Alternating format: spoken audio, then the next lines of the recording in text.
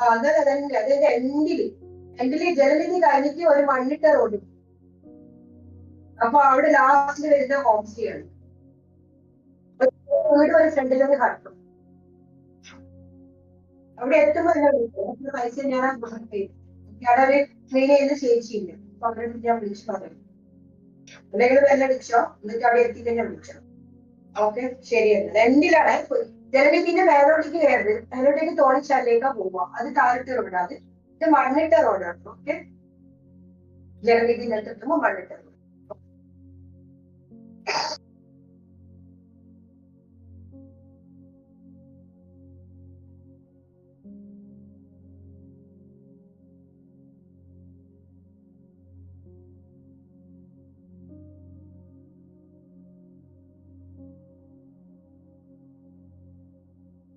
നീ ഒരു നെറ്റൊന്ന് ചായു.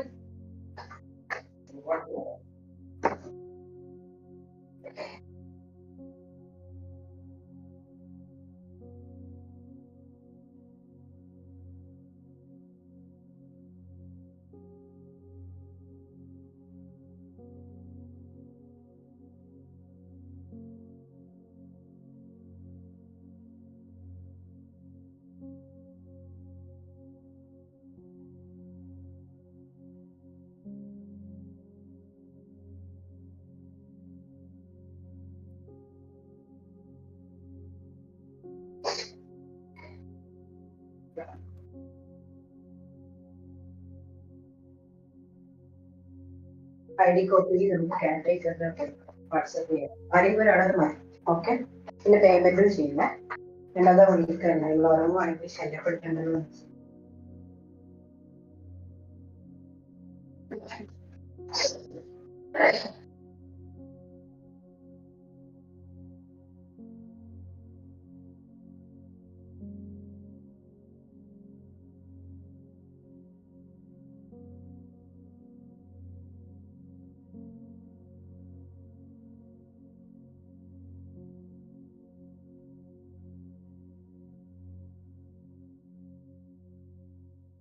ഒരു പോയിന്റ് കൂടി ചെയ്യുക.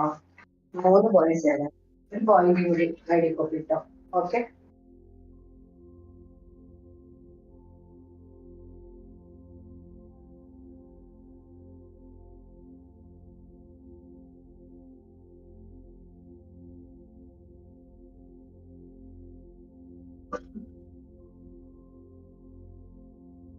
ഹലോ, എത്തിയോ? അവിടെ കണ്ടോ? എല്ലാവരും ചേച്ചിനെ കണ്ടോ? അതെ, അടുത്ത പൈസയാണ് 300 രൂപ കൊടുത്തിട്ടില്ലേ ക്യാഷ്? ഓക്കെ ഓക്കെ, 650 രൂപ ഞാൻ അയക്കാം. ഇതേ നമ്പറിലാണോ അയക്കേണ്ടത്? ആ നമ്പർ എനിക്ക് ഒന്ന് വാട്സപ്പ് ഇട്ട് തരുമോ? 650 രൂപ ഞാൻ അവിടെ എത്തിച്ചൊന്നും കിട്ടാനാ. എന്നിട്ടുണ്ടെങ്കിൽ ആ ഫോൺ വിളിച്ച നമ്പറുണ്ടോ പറഞ്ഞിട്ട് ഞാൻ അവരെ വിളിച്ചു വരും. ആ നമ്പറിലാണെങ്കിൽ ഞാൻ അതില് ചെയ്തു പറഞ്ഞത്. ഓക്കെ, ശരിയാണ്, താങ്ക്സ്. ഈ സ്ഥലം നിങ്ങൾ നോക്കി വെച്ചേ, അത്യാവശ്യം ഞാൻ വിളിക്കുന്നുണ്ടെങ്കിൽ ലൊക്കേഷൻ ഒക്കെ നിങ്ങൾ ആള് മാറിക്കൊണ്ടിരിക്കുന്നു. വേറെ വേറെയാണോ ഡെലിവറി? അത് ശരി. ശരി എന്നാണ്.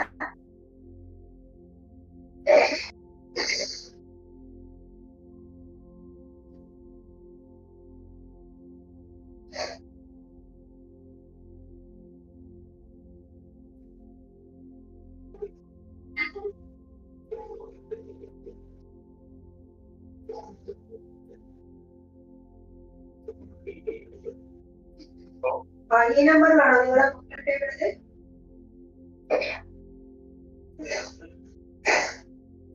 ഞാന് നമ്പറിൽ എനിക്ക് ചെയ്യാൻ പറ്റുള്ളൂ. ഞങ്ങൾ അവിടെ ഇല്ല. അപ്പം ഡെലിവറി അതായത് അവിടെ പോയി എന്താ സാധനം ഞാനിപ്പോ വിളിച്ചില്ലല്ലോ. മറ്റേ വെള്ളവും ഇത് സോപ്പൊക്കെ അതൊരു 45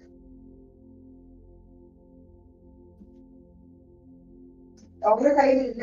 അവിടെ എത്തിച്ച് പറയാനാണ്. ഒരു minute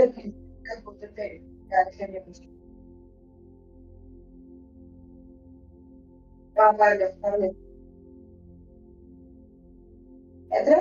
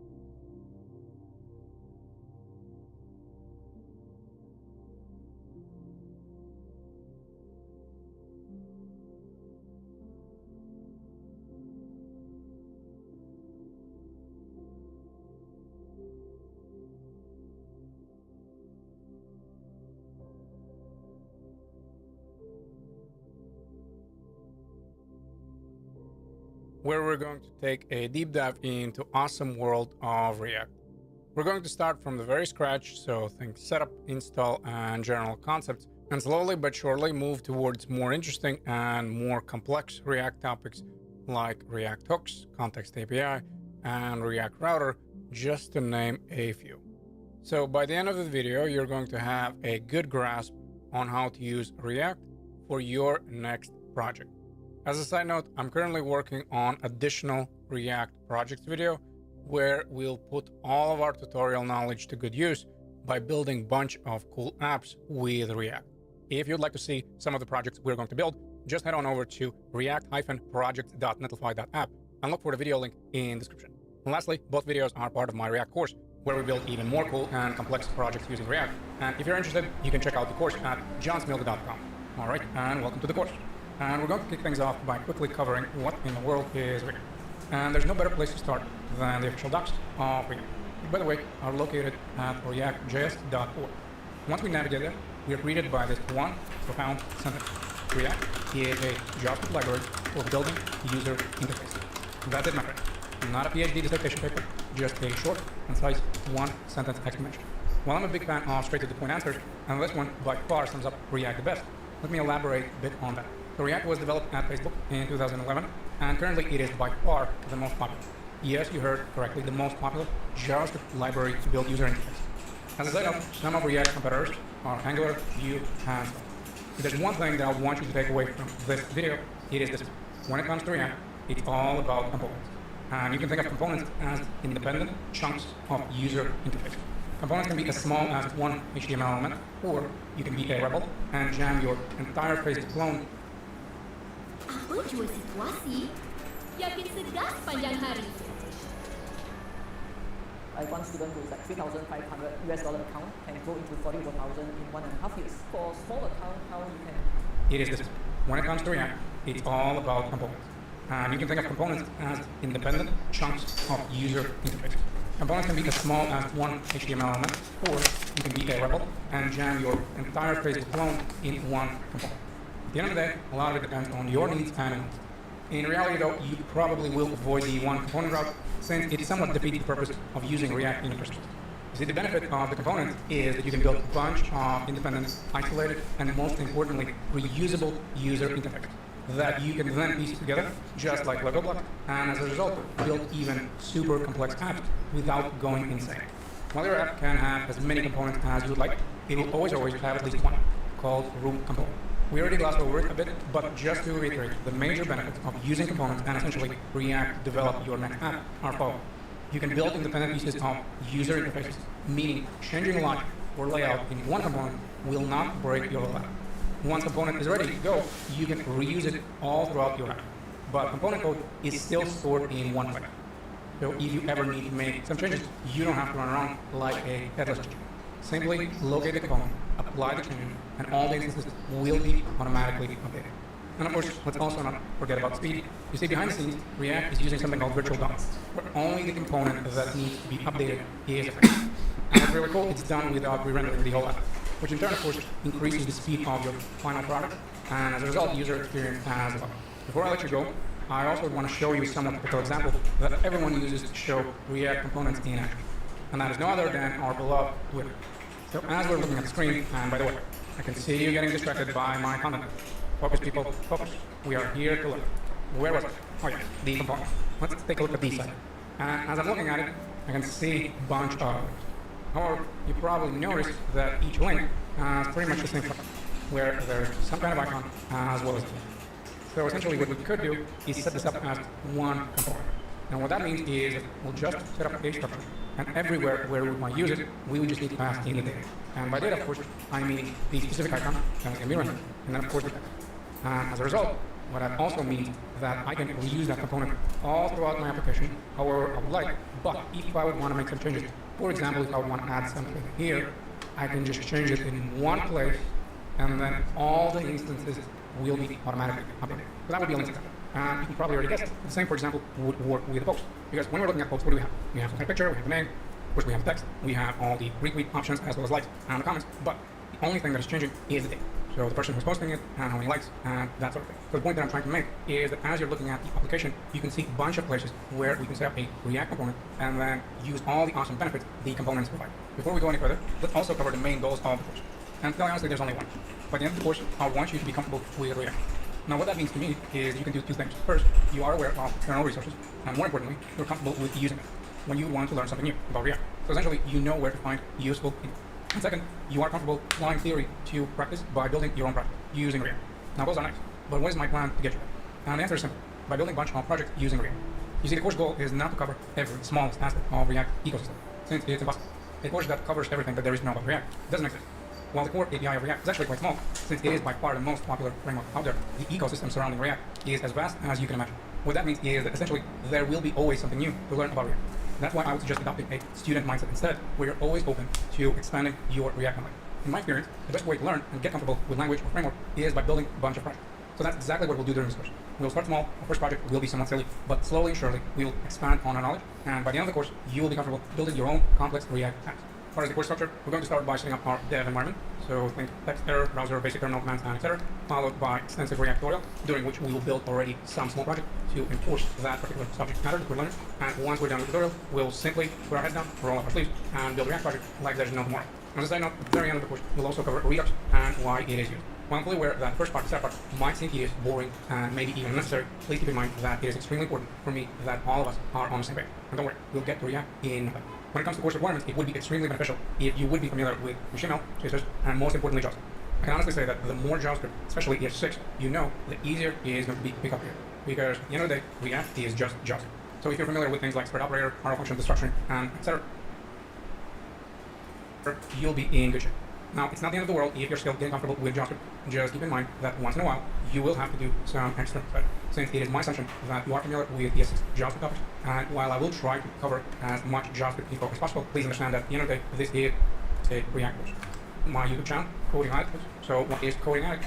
And talk about that, just in case you want to find out topic, is but technically it is optional. As long as you have a web browser, you'll be good to go. Just remember that once in a while, your results might differ because the browser that you choose to code, but we all have our preference on your machine, tell you what is it, or is out dash get with a version 5.2 minimum.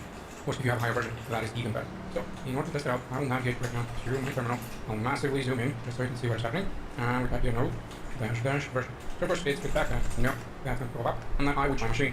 And then more just then we've got that React. If it's that easy, it makes sense. But eventually, as we're progressing, as we start to build and handle it, layer in push everything that I'm using, even though some extensions are not required, not that tool. Or there's something that I would like to cover first. And that is not tool and I have in that folder, and I can clearly see I'm not the page, and I see I've not me looking complete and more part on a also note here as we did like very much. And everything else of course under on see list of dependencies. Then and they should I note that to do stuff like that testing. So of course don't have the install a package to be npm start. These are just commands that you can run. I'll just showcase how we would install a package. And we can do it directly from the text editor, or we can do it from the terminal. Please keep in mind that as long as we're sitting in the same folder, it doesn't matter. And that's one of the reasons why I like Visual Studio Code. It comes with integrated terminal. Now how we can access integrated terminal in a better way is when I'm opening up the integrated terminal. And then like I said, now you have pick it up, your folder. You usually just add is the bootstrap from the integrated terminal, use it, install, get, and you the Babel transpile as a browser. And behind the scenes, Babel will take Babel and effect. And while we're still on the subject, let me just quickly cover them as well. So a Babel is a JavaScript transpiler that converts the newest JavaScript into the good old JavaScript. So we can use all the newest features of the JavaScript language. So things like port operator, structuring, and all the other goodies that come with ES6. And behind the scenes, Babel will turn it into ES5, which in turn will make sure that our app runs smoothly in the older browsers as well. So essentially, we can have Parquet and Edit.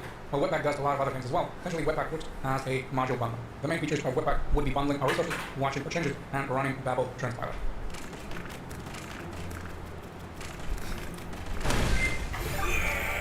In order to bootstrap a fresh instance of React app, they suggest using npx. So essentially, we won't need to install their CLI tool on our machine, which is a setup they have. And as a side note, that's why our npm version needs to be at least 5.2, since we do want to use npx. So while we're still on the subject, their previous step was that we had to install the CLI tool, the Create React app globally, or now they switched to npm. And they're also suggesting that if you have already installed the Create React globally, so for example, maybe you were watching some other tutorial and you already installed Create React app globally, they suggest that you uninstall. So you need to run this command, the npm install, and g create react app to uninstall the CLI. So that way, it ensures that npx uses always the latest version. Now, I already did that, so I'm good to go, and we're only looking for this command. Now, you can grab the whole thing. That just means that your app will be called my app. In my case, I'll just copy npx, create react app. So I'm going to navigate back. And by the way, if you want to check what is your npm version, same as with Node, you just run npm, and then dash dash dash. And of course, you can see that I have 6.1.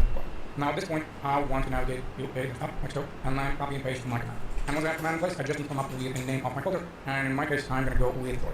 And you'll see how the Create React app starts bootstrapping your React application. Now, it does take a little bit of time, so I will stop the video, and I'll resume it once all the dependencies are in place. And once Create React app is done installing all the dependencies and essentially setting up a ready-to-go React application, we can see in the terminal that we have quite a few commands that we can use. Now again, as we're progressing with tutorial, don't worry, we will cover other ones as well, but for the time being, the one that we really need is the npm start, which starts the development stuff. Now, let me tell you right away that there are two places where you can run the command. To essentially start up the dev server, or build the production-ready application, or, for example, install the dependency, extra dependency, for example, React icon. These two places are found where I can run all my commands in the terminal. However, I just need to make sure that, of course, I'm located in my folder. So, for example, in this case, I would navigate to the tutorial. And then I can run, for example, command of npm start. And the other place is going to be our text editor. Now, I'm going to run my commands in text editor, in the integrated terminal. The reason why I'm showing you this is once in a while, some students who use Windows have complained that, unfortunately, when they run their commands in the integrated terminal, in the Visual Studio Code, they're getting some issues. So just keep in mind, you don't have to run your command in integrated terminal. Now, I will do that throughout the course because I'm not having any issues once I do that. However, if you do, just remember that you can always set them up in your terminal as well. In my case, I'm going to drag and drop my application, and then I'll right away set up side-by-side a browser, because that's just how I prefer while I'm developing. So this is going to be a fresh instance of the browser, and this is going to be automatic. Now don't worry, in the next video, we'll take a closer look of what is called folder structure, and what essentially we can find in the fresh instance of Create React app. However, for now, I would just want to spin up my dev server. So like I said, I will open up the integrated terminal with control and build it, and then we run npm, and then start. And then on localhost 3000, we're going to get a brand new instance of our application. So essentially, we'll see what Create React created for us. Now, you see that we have some logo, we have some text, and in the next video we'll take a closer look at the folder structure, but for the time being I just want to showcase that the way the dev server works is each and every time we'll make some change. If there is no error, we'll automatically get the latest version of the app right away in the browser. For example, if I change the text in the app, and again, you don't have to do that, but I'll change the text from the paragraph to a hello world. So whatever I have over here, I'll just change to hello world, and you'll see the moment I save, I right away get the latest version of my app in the browser. So Create React app does this cool thing of hot reloading, where essentially every time we make some changes, unless we have some bugs, meaning some errors, then it right away restarts the application for us. And before we go any further, let me just give you a brief overview of the folder structure in Create React app. And I'm warning you that throughout the video, I'll probably zoom in and zoom out quite a bit. So up on the top, we have the normal. Of course, this is where we have all our dependencies. So if you remember previously when we installed Bootstrap, we essentially had only one folder. Now, of course, since dependencies to that our project has have their own dependencies, well, our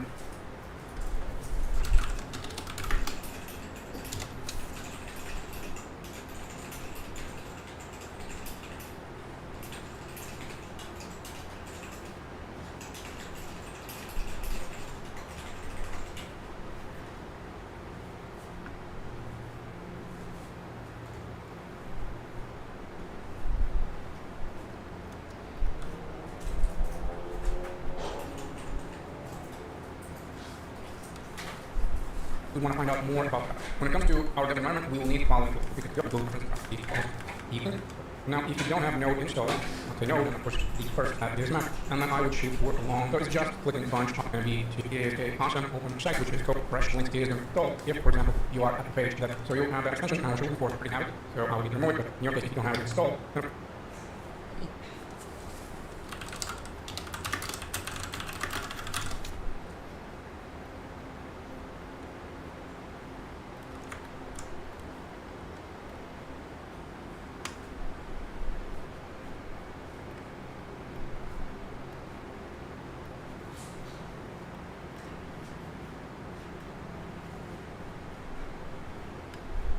of course, you'll have to add it to buffer. So you'll have that extension I was looking for already components and the buffer. Keep in mind that, of course, if, for example,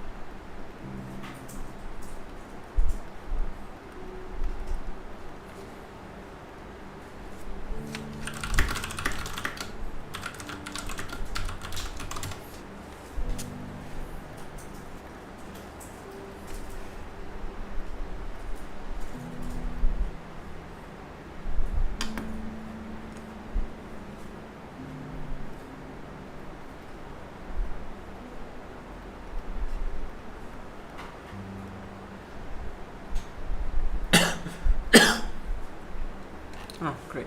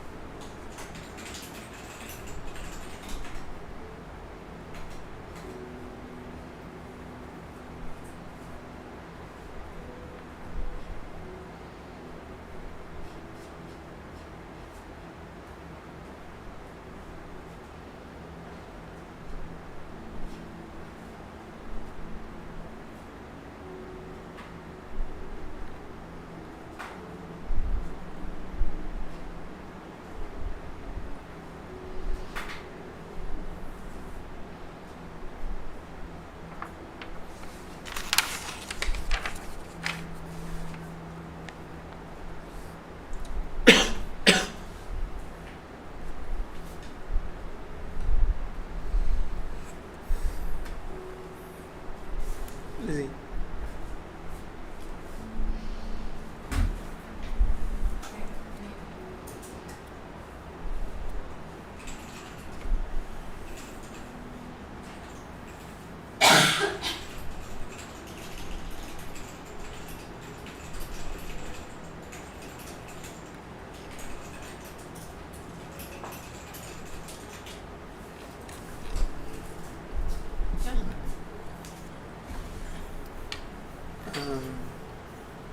There's actually a few quite different ways that we could actually deploy this.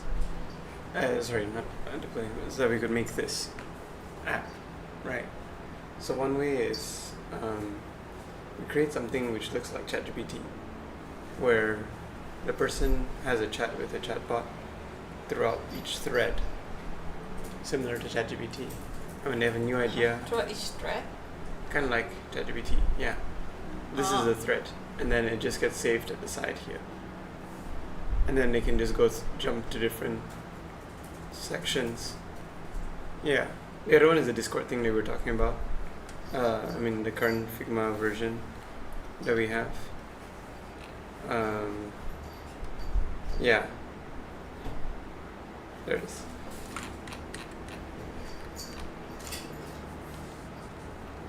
Where yeah, you chat with the overall thing. But yeah, there's a few different options for how we can do this. As a user, which one do you think you'd use more? Like this kind of layout or the ChatGPT kind of style? Because ChatGPT style is actually pretty simple as well, now that I think about it. Because all you have to do... Both are quite similar, what? Both are very similar. I mean, see the difference. What's the main difference? The main difference is the ChatGPT history sidebar, right? Which shows all the past conversations. Okay, the main difference is there's no generation button in ChatGPT. You in the ChatGPT flow, you basically chat with the chatbot, and then maybe at the end you'll say, okay, based on this conversation, can you write a... I don't think I'll prefer that. You prefer having like a button, just a, like you write whatever and then you just one button click. Probably. I'm not sure. Do you need to know this right now? Because I feel like I can't give you an answer right now. I mean, no, it's something you can think about. But Yeah, okay. I'm curious, what's your immediate thoughts? I would Or prefer something considerations. that's slightly similar to Apple Journal. So like there's different entries, which is kind of similar to ChatGPT in that sense. But when you click on it, it opens up the whole thing. It opens in a full page. No, not necessarily. I mean, Apple Journal, when you click on it, it just expands, that's all. It pushes all the other entries to the bottom. It expands, that's all. Like this. No, it doesn't. No. None of this. Oh, okay. Maybe it could be, I don't know, I need more time to think. Maybe it could be when it's generated already. What's shown here, Xuan, look. When it's generated already, what's shown here is no longer the chat, but the generated one. Then you click into it, only you see the original chat, because that would be the main thing already. Maybe it could be something like this. I don't know. I need time to think about it. Let me write that down.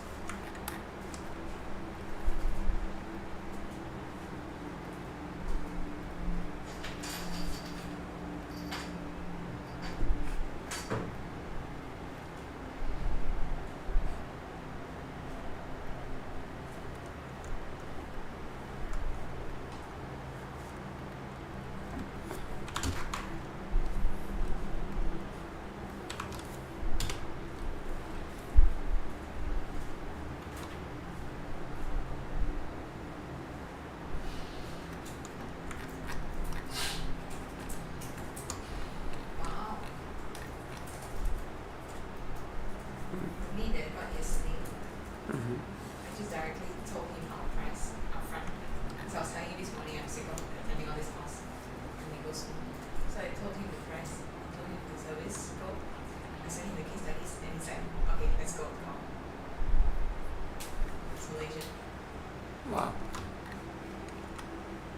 This is the kind of concept I need to have.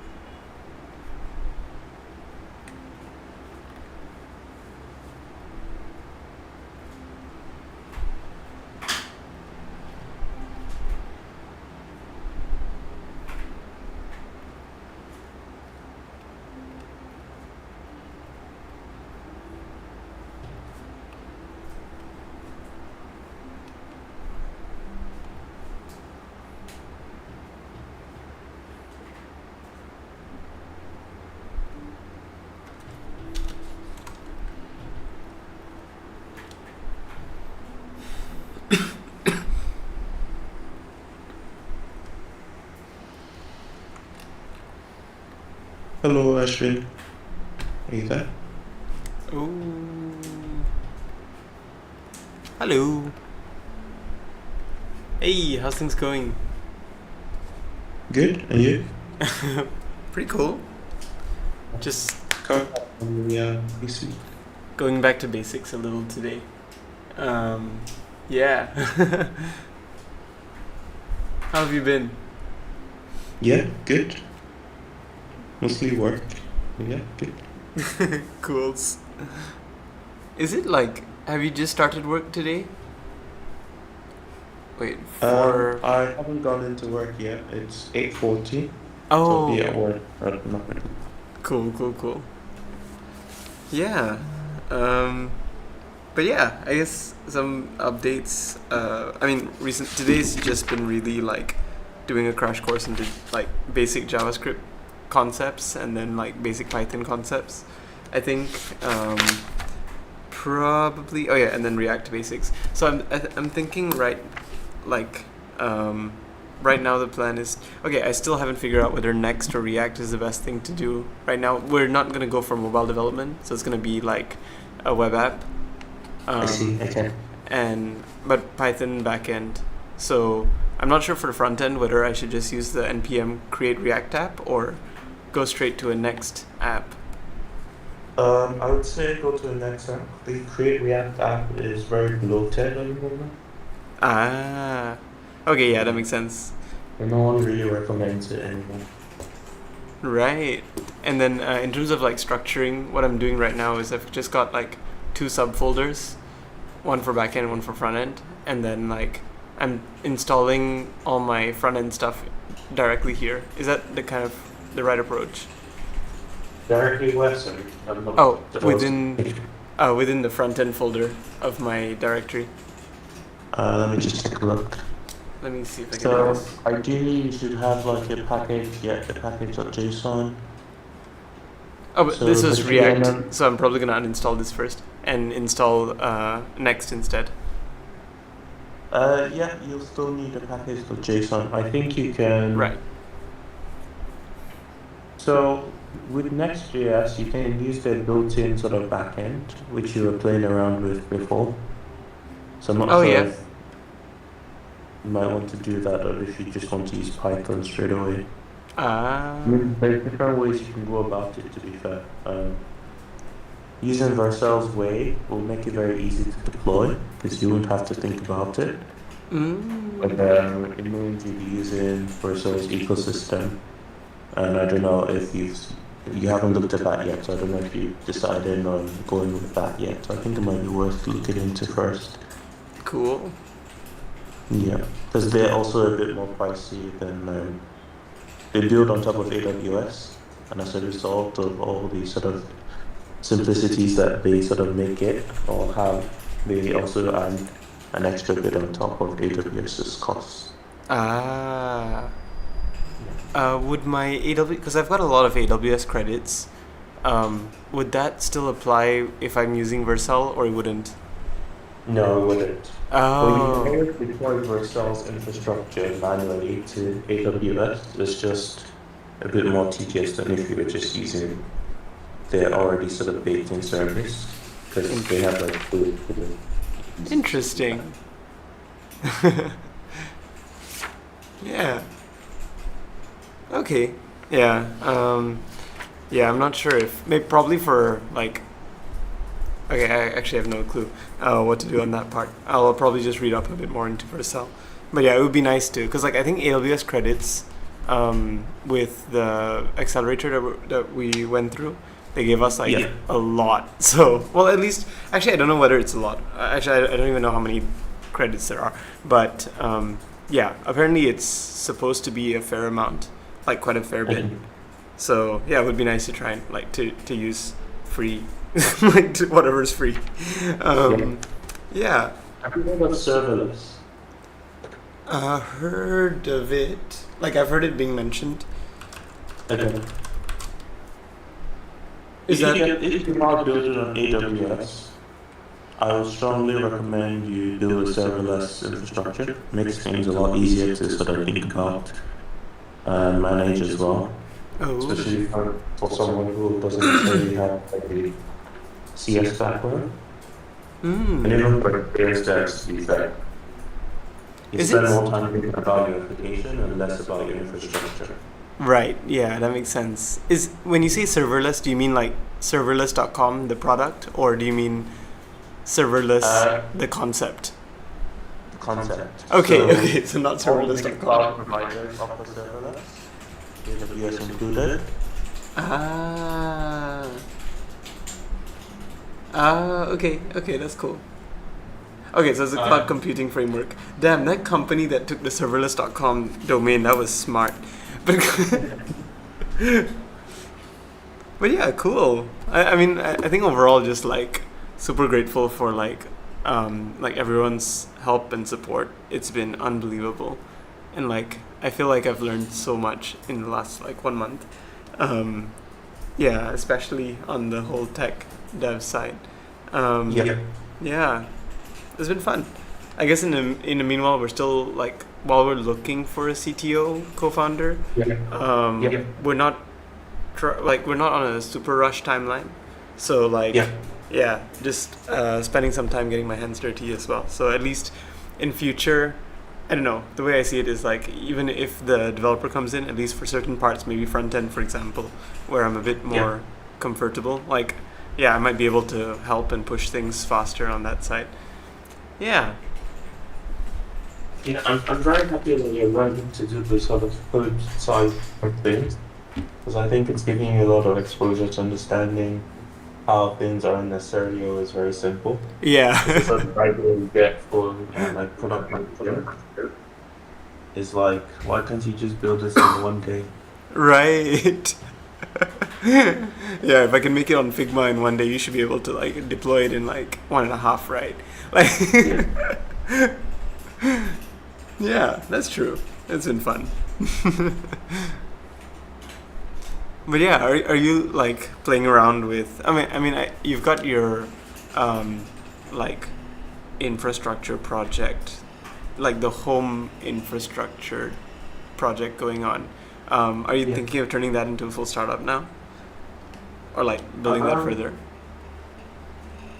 The thing is, I don't know what I want to turn into a startup yet. Because I've been getting significant and I'm not sure if I'm committed to any of these. Well, I am committed to some extent, but to be committed to making it a product and sticking with it, I'm not too sure yet. The only thing I have so far that is close enough is the app that I'm building. And I'm currently building another one. Oh. And I really want this to be like an LLM app for power using. Oh. Similar to Cleave, but I want it to be an app where you can basically choose what models or what backend you want. Oh. And you can keep switching between different models and seeing how they interact with you. And you can also sort of have like a timeline view, so you can go back in time, change a message, and see how it sort of affects your message later down the line. Oh shoot! So it'd be like a testing space for looking at like evaluating different LLMs in a sense. Pretty much, yeah. Oh, that's so cool! I can see like a lot of like significant use cases for that, even for myself. Like in yeah. Whoa! How far along are you on that? I'm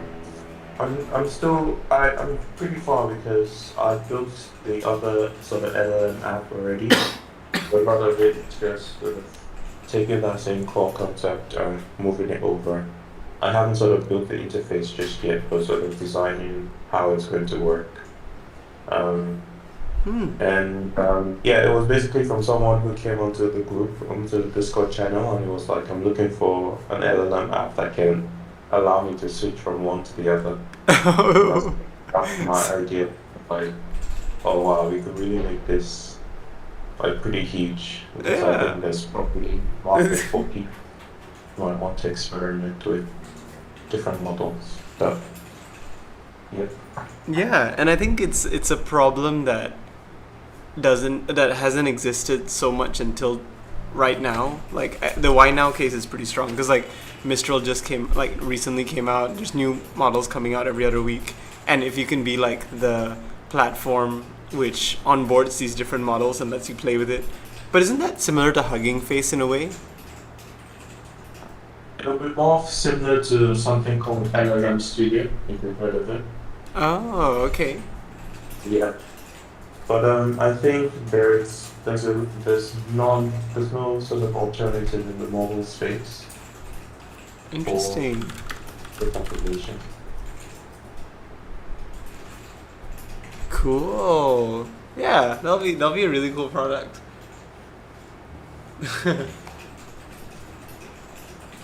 Otherwise, I haven't actually. Oh yeah. No, sorry, you go on.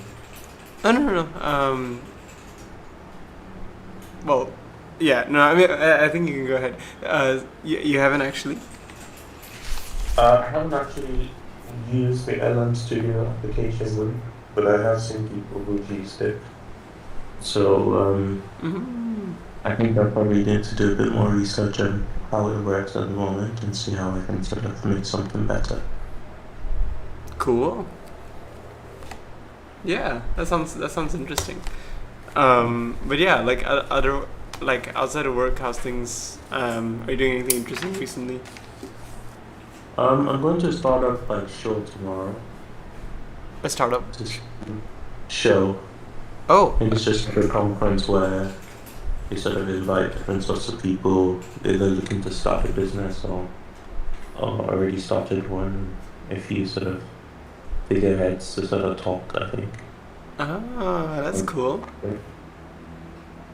So you are kind of like looking to get into the space. Yeah. Oh, okay. The current company you're working with, are they also a startup? No, they're scale up now, so they're quite far from what they used to be. Ah, okay. So when you joined, they were already post Series B kind of thing. Yeah. Whoa. Okay. Interesting. So they're more or less becoming like your sort of typical big company now. So they're having to put in like security processes and all the other sort of stuff now. Right. So it's quite a shift to sort of see a company move from let's move quickly to, oh yeah, because we need to sort of get big customers, we need to make sure that we have certain certifications. It means we need to improve our processes and all of that. So that too is interesting. Oh, that's cool. Wait, how long have you been there again? A year and a bit now. Oh, okay. So like the prime time of like the maturity of the company then. Yeah. That's cool.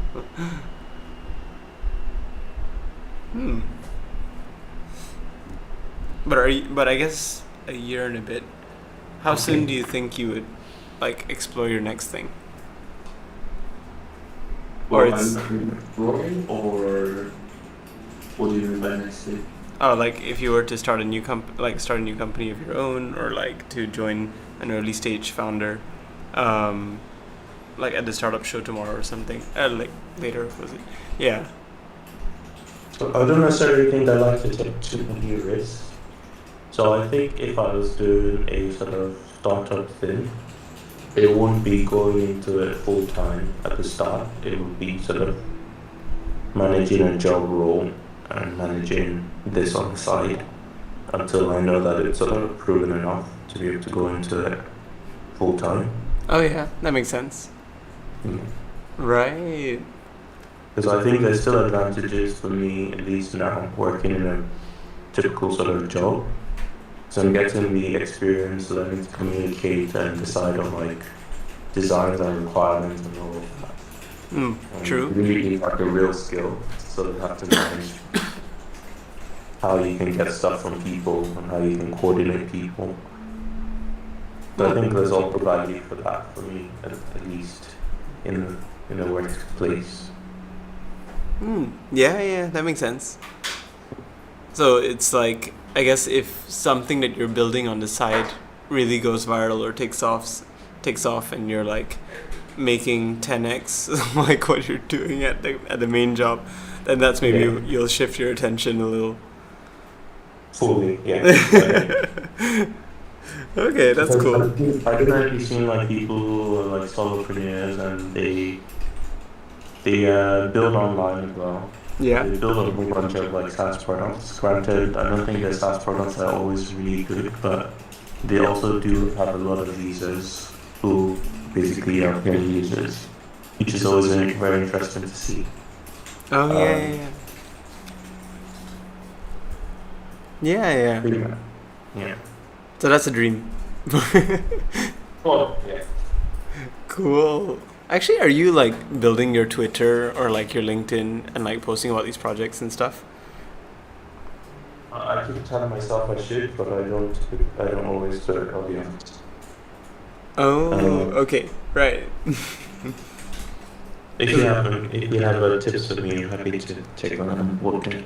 Yeah, no, absolutely. I mean, I think especially in the indie hacker space, like Twitter is quite big. There, like I think the community is also generally quite supportive. Reddit as well. But yeah, I think with Reddit, from what I see, it's less. I guess with Twitter, you build a lot of followers, like 10K, 20K, etc. Yeah. But with Reddit, it's more one-off kind of thing, right? Like you just put up a post and then you're evaluated based on the post rather than how many followers do you have on Reddit. Yeah.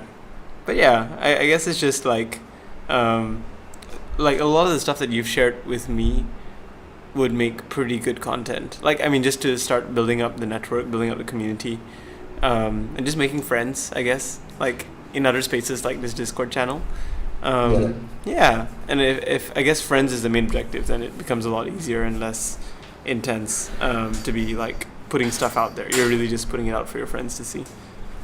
Yeah. That's true.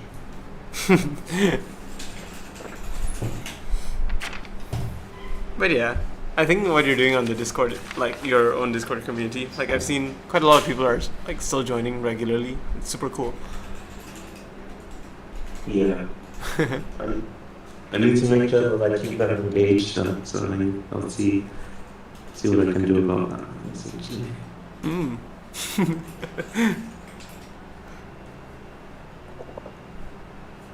Oh, cool. Yeah, I've got to run now to work. All right. Yeah, thanks so much. Like, Also, really happy to see the progress that you made with Cleve and everything else that you've done. Very inspirational. thank you so much, and really appreciate all the help as well. I mean, definitely wouldn't have been possible without all the help. So yeah, it's been fun, and looking forward to, I guess, seeing your next side project as well. Yeah. Thanks. All right. Have a great day. Bye. See you.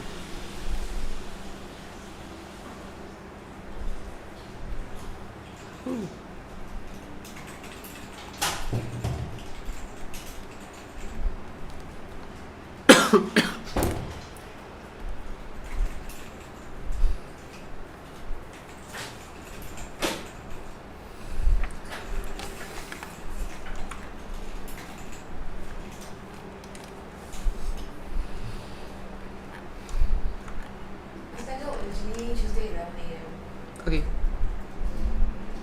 Das ist cool.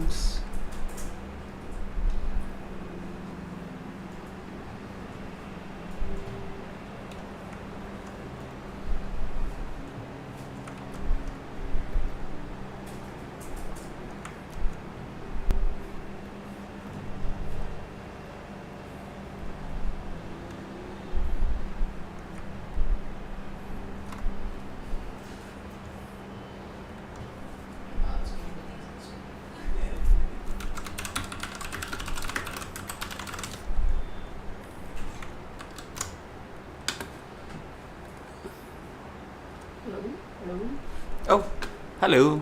Wait, who's that? Hello? Hello. Hey! How's things? Guys, I was deafened all the time just now. Oh! But then yeah, I was here to like chill and co-work. Nice. Actually, I'm still working right now. Sorry? Actually, I'm still working right now. Oh, okay. What are you working on today? My company is working on this product where we use like computer vision, like AI motion tracking, Uh-huh. to perform like physiotherapy assessments. So I am working on the UI, and then I'm also gonna do research for like to come up with like different type of assessment. Like, that's actually out of my job scope, but like I'm fine doing that now. Cool. Yeah, so like what they want to do is like target all the like white and blue colors, and then they will, because like those companies, you know how Shell regularly goes for health checkup Oh, yeah? at Upper Chill. So Yeah. like something like that, but for like physical fitness. fitness focus. Oh. So we're trying to come up with like a digital assessment for those kind of people. Yeah, and then like sell that. Yeah. Cool. Pretty interesting, right? Yeah. Well, Like now they have to like go for this test, so 6-minute walk test. Basically just walking on a treadmill for like 6 minutes. But they have to Right. go to like hospital and like perform it and pay a few hundreds. Mm. Yeah. Actually, yeah, I think my mom was just telling me like about the step test, and like Oh really? it's actually a very simple test, but Yeah. yeah, you actually have to do it at hospital because she just recently had her she's an occupational safety and health specialist, and then she just recently had her training on physical examinations, like her retraining, you know, those like continuous learning things that doctors have to do. And then yeah, they were talking about the step test, and she had to do a presentation on that. So yeah, it's like so simple, and yeah. Actually, I'm wondering if the 6-minute walk test is like hard enough for like workers like that, because like what I experienced is like this test is usually done for like elderlies or like people that are recovering from like pulmonary disease. So I think it's like hard enough, you know, because it's just literally a walking on treadmill. I know, right? But yeah, apparently, what do your mom think um, about this? apparently because like they're monitoring the heart rates and stuff, so the science behind it is like quite clear that if you are this fitness, your heart rate will drop by this amount. If you're this, will increase by this amount. If you're this fitness, your heart rate will increase by that amount. So even though you're not like running for half an hour, but just by that simple walk, they can assess and figure out like how fit you actually are based on your like cardio levels and stuff. Something like that, if I'm not mistaken. I see. Yeah. No, the way that I just get like random insights that I need from you. Oh, let's see. I guess my company is trying to tackle like the time they have to take to do all these tests, trying to shorten it and like reduce the cost. I guess what. Yeah, that makes sense. I mean, even the doctors don't like the time spent on waiting these for them courses. to like Yeah, walk for 6 minutes. yeah, I think they'll be more than happy if you just like reduce the costs and yeah. Damn. I could talk to your mom. Oh yeah, you could. That's what's needed. Yeah, I never yeah. met her though. Oh, okay. I mean, she's like, I mean, we stay right next to Junyoung's house, so you could always like just swing by. But that would be super weird, like appearing out of nowhere. Another way is like we could. I mean, if you want to do like the customer interview and stuff. Was it? If you want to do like the customer interview for UI UX and stuff, like I could arrange a virtual call kind of thing, and then you could just meet her for like half an hour, like ask any customer specific questions, and then learn how to, I don't know, maybe optimize. Are there certain control things that you need to put in place for the test, or?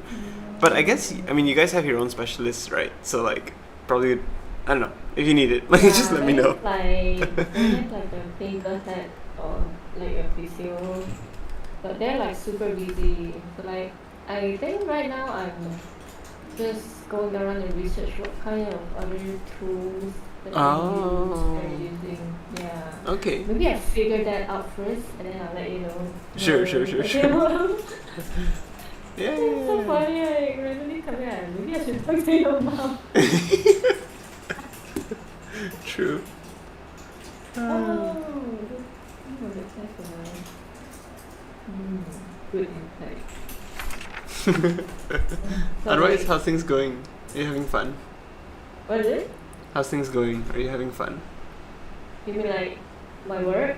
Yeah, and life in general. So far so good. I actually had a raise. Whoa, congrats! Yeah. Oh my god. Like it's not much lah. They raised like 400. So like right now it's like 3,008 before tax. But Whoa. it's better than nothing, right? Yeah, no, that's great. Yeah. Congrats. So, are you gonna buy more puri stuff? More come for the job, you mean? Yeah. Nah, I guess I'm just gonna like be static. Because actually I'm already like doing things fast enough. Like literally I'm too fast that they don't know what to let Oh me yeah. do next. Yeah, so like right now they're asking me to do this research job and like put a hold on my design work. So like I figured I think I'll just like maintain this pace. I think it's good enough. True. But That's cool. every time I put out one it's like, oh my god, you're doing too fast, I don't have time for you. I have to figure out what to let you do. Actually, for UI UX, how do you go about knowing when to end? You know, like how do you know you've got a good enough thing? Like, for me, it kinda, I also need to like consider the product owners like requirements and wants. when do I know when to end and think it's good enough? When I think I'm tired and I can't get anything out anymore. Fair. But like I went through that phase. So like coming out with good designs and then wondering which one is good.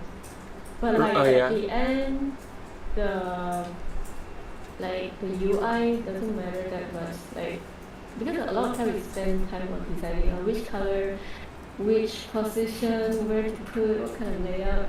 But it's like I feel like it's less important than I thought. So like, I'm trying to like stop when I feel like it's like okay, it's functional, it's decent looking, then okay, I'll just hand it to my product owner and then usually she'll be like, oh this is great, and then I'm done. Yeah. Nice. That makes sense. Yeah. Like usually what we do is like I come up with 3 types of design for okay. that thing, and then we discuss together and like decide. Yeah. Oh. I feel like you taught me the method before this. Like I actually asked you like The same what question. do you do when you don't know how to decide like which design? And then, yeah, I think actually you suggested that to me. Damn funny. We're going full circle now.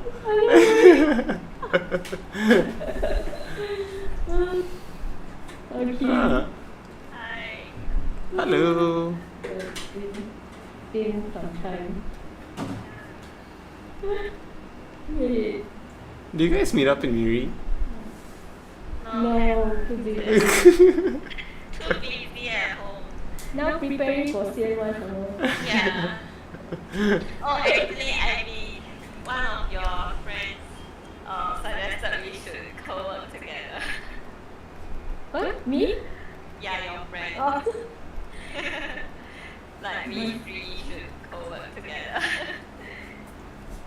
We three? Actually? Me? You? No, you, me, and Clarissa. Clarissa Lloyd? Yeah. Wait, what? Did you guys see her? Because she's also working from home. How did you meet her? LinkedIn, is it? No, it's very funny on Xiaohongshu. Wow. That's next level. Oh yeah, tell the story. Yeah, and then somehow I know her, and then I'm like, oh, do you know I and then she that's so my friend. Then Oh. Literally, Miri is this small, you. oh yeah. Wow, She's that's actually my classmate. Yeah, she told me like she's your Yeah. classmate. And I'm like, hey. Because she was asking me like, is it hard to find a work from home job as a UX designer? Then I'm like, but that's IB. Oh my god. I connected with her on LinkedIn, and then I saw her posting stuff. Yeah, And then I think she was working as a copywriter. I forgot. Something similar, I think. Oh. I'm not I quite sure know about she- it. I know Because she she also studied does at the LinkedIn. automation stuff. Oh. So she might be switching to UI UX kind of thing. No, not really. Oh, She okay. was thinking like UX writing because Oh, yeah, that would be suitable for her. yeah. Cool. Oh my god. Actually, I'm not that close with her. But Yeah. like, I know her. Yeah, that's why she was asking me to initiate like 3 of us to work together. Then I'm like, I thought you asked, and then she's like, oh, actually not that close. Then I'm like, okay. Yeah. Like, it's been super long, like, since secondary school. Until I was like, oh my god, it's like been 9 years since I talked to Yeah, her. I can understand because I know like a lot of people from Yeah. your school, you guys don't talk to each other after Yeah, graduating. like Yeah, her but boyfriend. okay. Your boyfriend is an exception, right? Yeah. Oh my god. Oh, she studied finance. Wow. You don't ever Life is hard. Everyone's switching careers. Like everyone. Everyone here is really. Business analyst. Also quite similar to what we do in the Oh, automation consultant. That's interesting. Yeah. I know her Chinese is very good. Yeah, I think she did some translations as well. Oh, yeah. Oh my god, ask her to join FIFA. Ask her to join, please. Do the Join automation please part. Discord. Yeah, do the automation thing. Oh yeah. Actually could. I don't know what does that mean, automation consultant, what do they do? They automate or like you see what can be automated. Use the tools, not actually do the coding, but they use the tools to make the business like Yeah. That's pretty niche. Is it niche? Is it? I don't think it is the. Oh, okay. This is quite common, but not so common in Malaysia because they like to get manual. Do things manual, right? Yeah, everything like manually, and then they will like They don't trust micromanage this you. stuff one. Hmm. Actually, now that I think of it, maybe Julio is considered automation consultant as well for his own company. And then he does all the automation stuff. Yeah, I think can be. Hmm. Yeah, and then Junior should join us. Like all of the Miri people, all the tech people come together. He's too busy. He's way too busy. Yeah. For me, business always for them.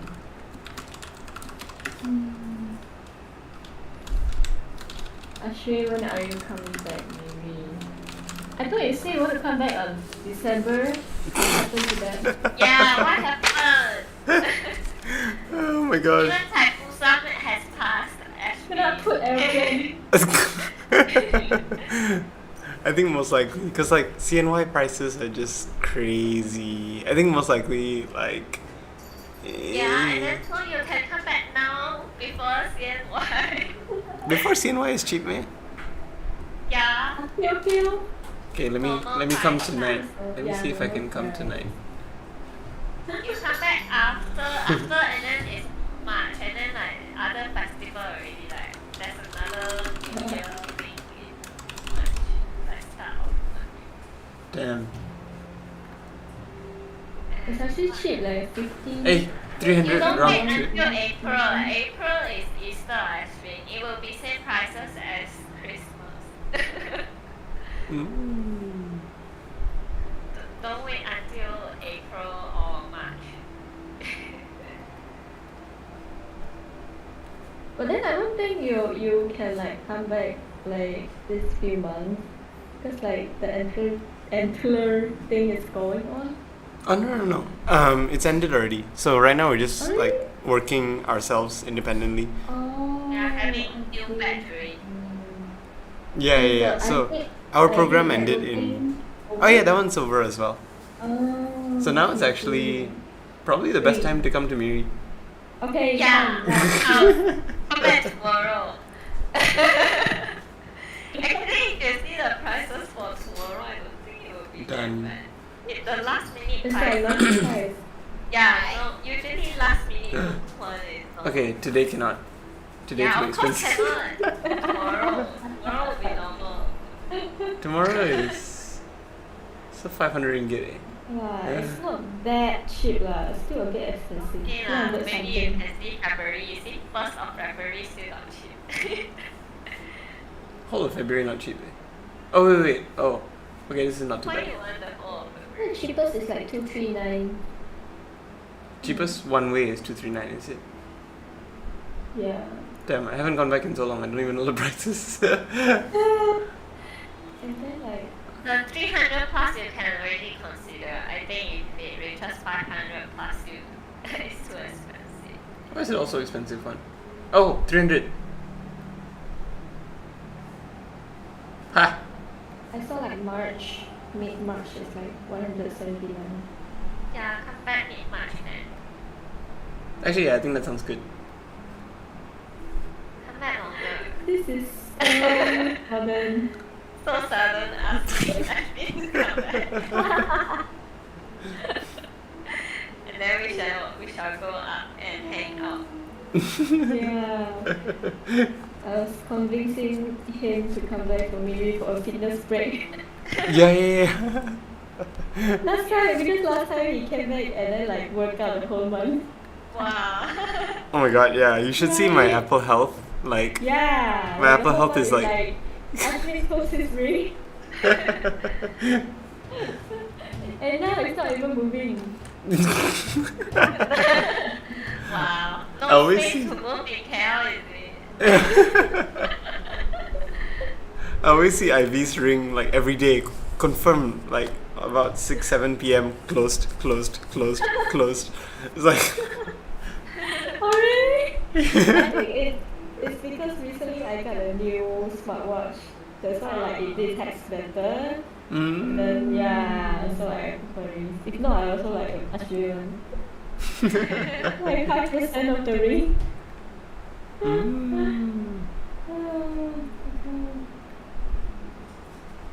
Actually, my boss invited me to his wedding on 23rd January, but I didn't go because it's too expensive. Yeah. It's not worth it for me to pay like 400 something and go and back for a wedding. True. I mean, you can also meet up people just after what I can. But I have to take leave because it's on a Monday, the wedding. Yeah, so it's like, my life. Then tell him lah, because he's your boss, right? Yeah, I already told him Like, it's he's over the already. Hey, no need to Instantly. reply. Just give me the leave. But then to be fair, he's not like the big boss lah. He's just more like manager. co-founder. Yeah, co-founder. Co-founder is already considered big boss. Yeah. But like because like not all my colleagues are in Malaysia, like some of them is in Iran, and like they can't possibly come here for his wedding. So like Yeah.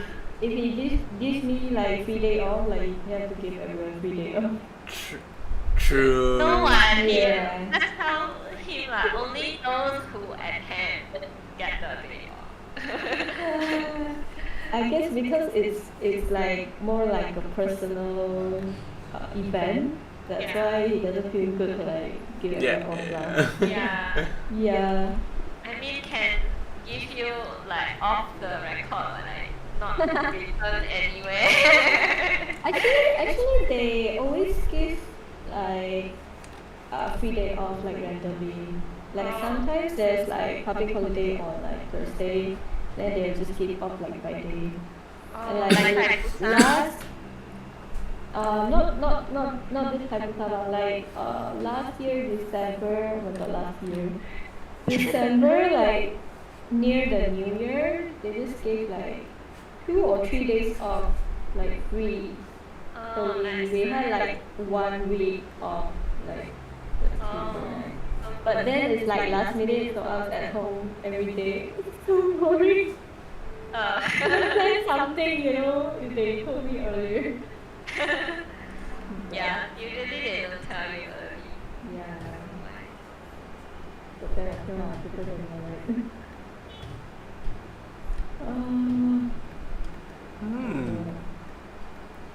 Yeah. Yeah, I think I found some good tickets. So 14th to 17th. See you guys. So short. See you guys. So short. I'm telling you. Like 3 days only, which means we are only meeting for 15 and 16. Why? Because in between you are flying. I mean, Oh, but it's like yeah. super early morning Take and the then earliest flight. late night. Okay. Yeah, this is Ashwin. Hey, last time Ivy and Jin Yong actually sent me for a 6 a.m. flight. Like we were hanging out at my place until like 4 a.m. I think. Early, wow. I don't. Did you went to sleep? I forgot. No. Junyoung like drove me and both of us. We were all in the car, and then Junyoung drove all the way to the airport, dropped me off, and then went back to Cyberjaya. Crazy, you guys. So crazy. Yeah, I'm going everything. KL next month. I'll see if I can meet. How much is the ticket? I actually don't know my mom. Wow, so nice. Parents Are you going sponsor. with your parents? Or you go alone? I go with my parents. Oh, stay on my trip. Yes. So nice. Yeah, so I will be working remotely. Not sure if I want to go into the office. I see like the office is quite close to my brother's place actually. Like, Go lah. I'm so scared though. I feel like You're like an working introvert. remotely and then suddenly like, I go to office, see so many people. I'm scared. Oh, it's like a bigger company, is it? I think it's not that big as Mid-size, well because a lot of people are working remotely. Oh, But I'm yeah. scared. And because I'm also introvert. I get you. Last time I went to KL also, and then I only go to office for like 1 day. Then I decided next time I don't want to do it anymore.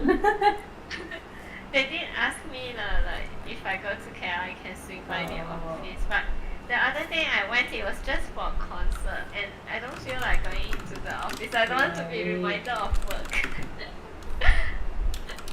I know. But then I feel like, although it's only 1 day I've been to the office, I feel like I cannot focus on my work at all. Like, you keep talking. I think that's usually the True. case. I feel like, these people work from home. Just blast music in my room and then work. I work on remotely and physically before. I think it's normal lah. If it's physically, you don't really get to do work unless no one talks to you at all. But if no one talks to you at all, it will be like very boring. It's like you're just a working robot. Yeah, no. Work from home the best. What is Ashwin doing? Restarting everything. I saw you working on Figma just now.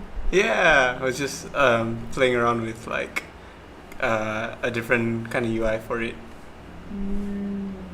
Yeah, like we're still kind of experimenting with like what's the best way. I guess what's the best Yeah, I like UX. Yeah. I like this new box design. Yeah, Ooh. I prefer this one over the Yeah. Like this is a mixture of the chat box and like the This one. ChatGPT style. It's quite nice. Nicer than I this one. prefer that one over this. Yeah. So there was another one even worse than this. Yeah. Oh wait. Okay, no, it's long gone already. Oh my god, chaos. Yeah, the yellow background. Like, This one. yeah, this. yeah. Yeah. Oh, this is where we started. It was like something like this. Couldn't get the chatbot to look like to make sense, like the chat input area, and then now it's looking a bit Yeah. more intuitive. Yeah. Yeah, this is nice. Yeah, What's the bling bling thing? the AI? What happens when I click on it? Okay, so when you click on it, oh wait, I just realized we actually need one more icon. So there will be two things that you can click. One is the AI one, and then the other one is the other one is like a discussion icon. So the AI one is it generates the post directly. So after you've written your thoughts in rough format, then you just tap the button, and then it uses all this context and all the context it knows about you, and then it generates 3 posts. Yeah, the post for social media. Because this one is more like you talk to the AI. Yeah, this is actually your rough notes. Like they ask you a question and you just very quickly draft some quick thoughts, but then the final post will look a bit more like optimized and ready to go. Oh wait, I'm like a bit confused. Like the box is from who? It's like from you or Cleve? Oh, it's from Cleve. Is it? Wait, which one? The one that says my face is from me, and this is the Yeah. prompt The from moon Cleve. is clean.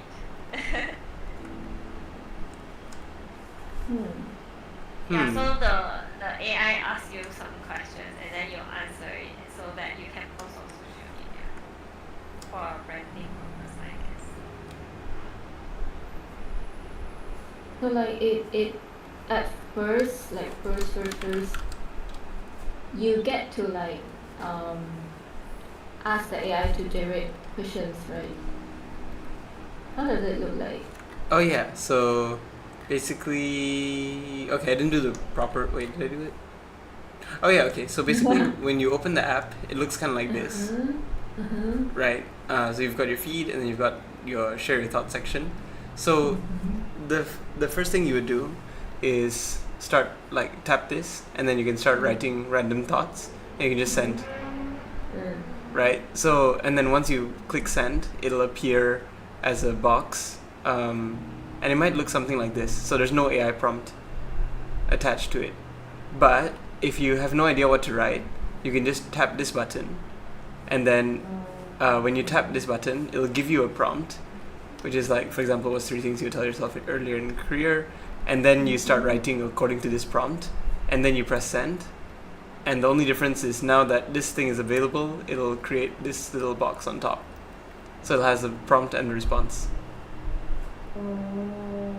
Yeah. Why not just when you click, like when you generate the question, it just appears in the chat box?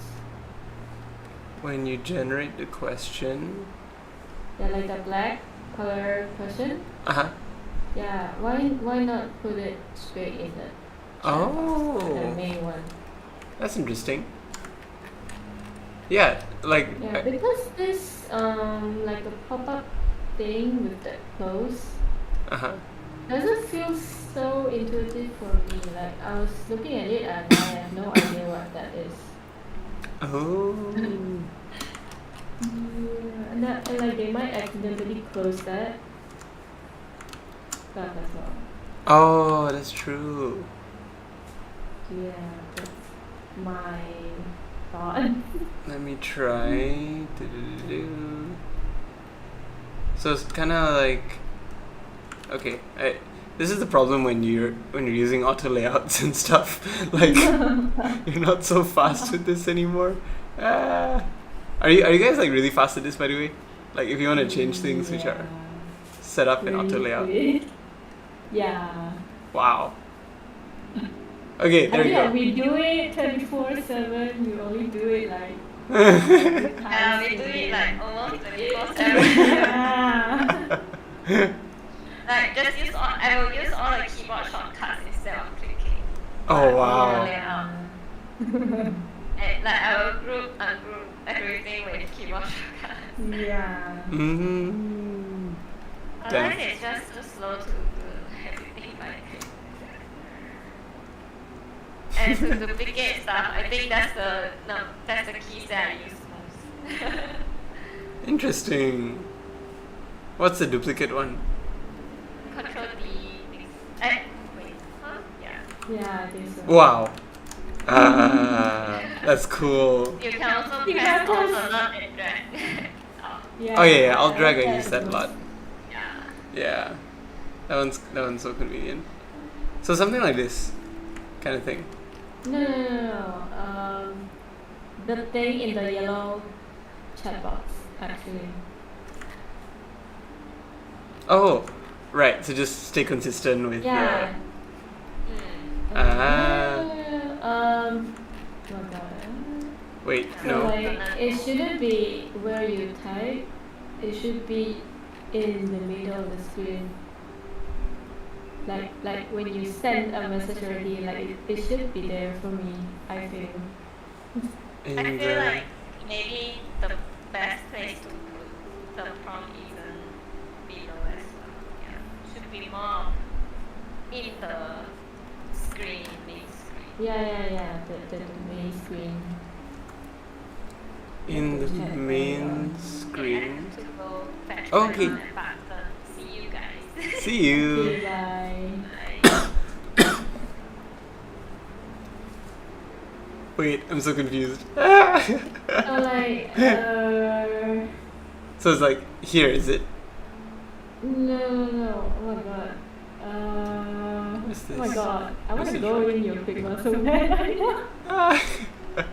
Let me see. So like the what's the three things thing, right? Oh wait, yeah, I can send you the view link. Oh yeah, nice, okay. The 3 things. This is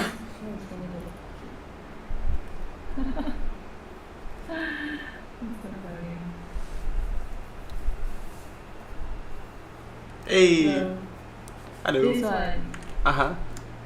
So when you click this one, Oh. Okay, got it. Yep, following you. when you click this one, Uh-huh. this black color thing should be here stand alone. Oh.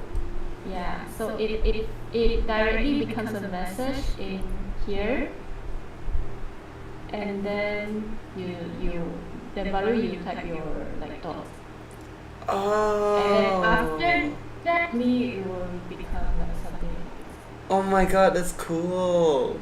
Yeah, I feel like that makes more sense to me. Because then, like, More similar to the like- format doesn't change when you press post. It's like consistent, basically. Like when you press send. and like there's no sudden pop-ups like this black color overlay. Ah. That's cool. Yeah, that makes Then sense.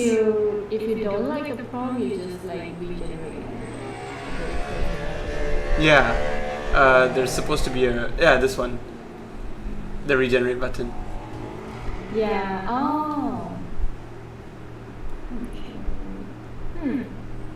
But then if you change it to this regenerate button, when would it restart back? Like when will it become back the original Oh. icon? When the person presses close. Like maybe they don't want the prompt anymore. Then it goes back to original. So like this regenerate is gonna generate something similar to the first prompt? No. So let's say for example, what's 3 things you would tell yourself in your career? You would tap that, and then it becomes, what's something that you did in the last week that was interesting? And then you tap that again, no ideas. So then, I feel like there's no point using another icon. You can just use the same thing.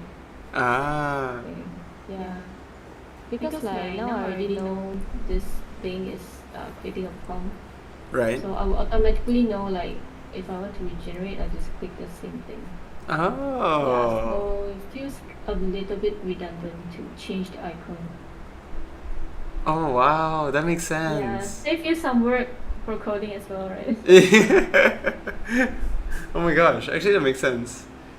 Yeah. Because actually I don't really see this in like apps or in web apps. Like the icon changes after. Yeah, because like the nature of this icon, like generate icon, people are gonna keep using it. So if you use this regenerate icon, it's gonna keep become this thing instead of this. You get what I mean? Yeah. So like at the end, this becomes a default because they keep using it. Yeah, which is not ideal. Yeah, this one is more ideal, I think. Right. Like that thing. Yeah. And then I don't understand this. Oh, yeah. So that's supposed to be. Wait, do I difference have between this one and the below one? Oh, okay. So the it's functionally different. I guess this one at the bottom, the goal is to tell people that this is to help you get prompts, right? But the one on top in your history is to help you generate AI content. So it turns your writing into finished post. This one. So this flow from here to here.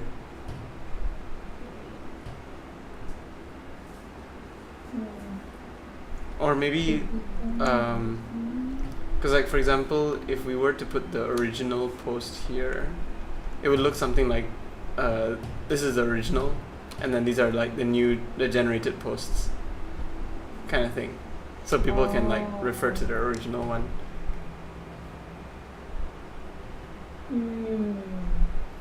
I feel like it should be automatic. Like, I'm a bit confused. Like, if I wrote my answer, right? Yeah. Like after the form, Yeah. I send it out, it should reply me with this thing instead of me going and click it.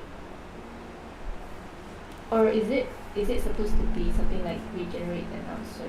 Like, yeah. That's a good point. So I think because okay, wait, maybe for context, yeah, actually overall the UI is like I think it's a big challenge because it's something relatively new as well. Let me see if I can find. Oh yeah. So the idea is, so not all the times do you want it to generate a new post right away. So sometimes, for example, you might want to just drop a quick note, and then it's like a note archive for you to go back to your past random thoughts that you never posted. But it's actually like training your AI algorithm, like based on your thoughts and stuff. So like the AI might ask you follow-up question as well, is it? For what question? Like follow-up. Oh yeah. So for the I follow-up process, see. it comes from this.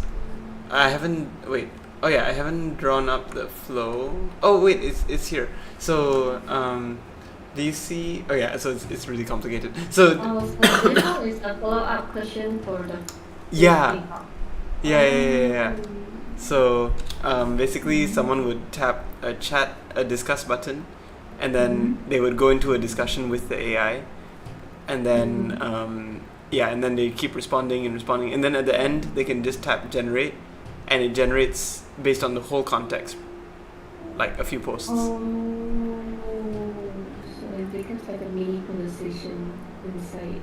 Yeah. I see. Oh, that sounds complicated to code. Yeah, but also complicated to design the UI for actually. Yeah, like my brain is a bit stuck right now.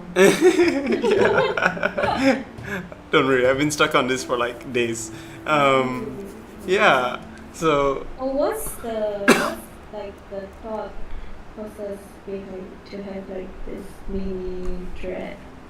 Is it because they will have a hard time like finding back the whole thing, like a specific topic that they used to discuss with the AI?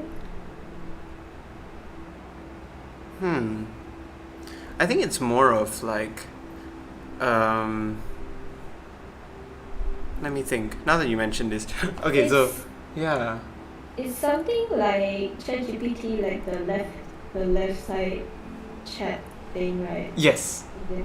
Yeah, it like is. The So function essentially, this is the ChatGPT's left side, but opened up, kind of thing. Oh, I see. Like imagine the left panel of ChatGPT is the main panel. Yeah. Yeah. I mean, the other angle, which is harder to code, this one is actually relatively easy to code, I think, from what I understand. But the harder one is if it's just one chat where you're just chatting, and then it can detect that, oh, you've moved on to a different topic, or oh, you want like to talk about something different, then it can auto-categorize your chat conversations. But because we couldn't figure out how to do the auto-categorization thing on the text side, so what we were trying to do is like, what if we just let the user put their own each discussion into a specific thread, kind of like how Discord threads works. Yeah. So they can either add a lot more details about this random idea that they had, and then continue adding to it in a thread, or they can have a chat with the AI and then continue adding to it in thread. Kind of like the Threads app, actually. Yeah.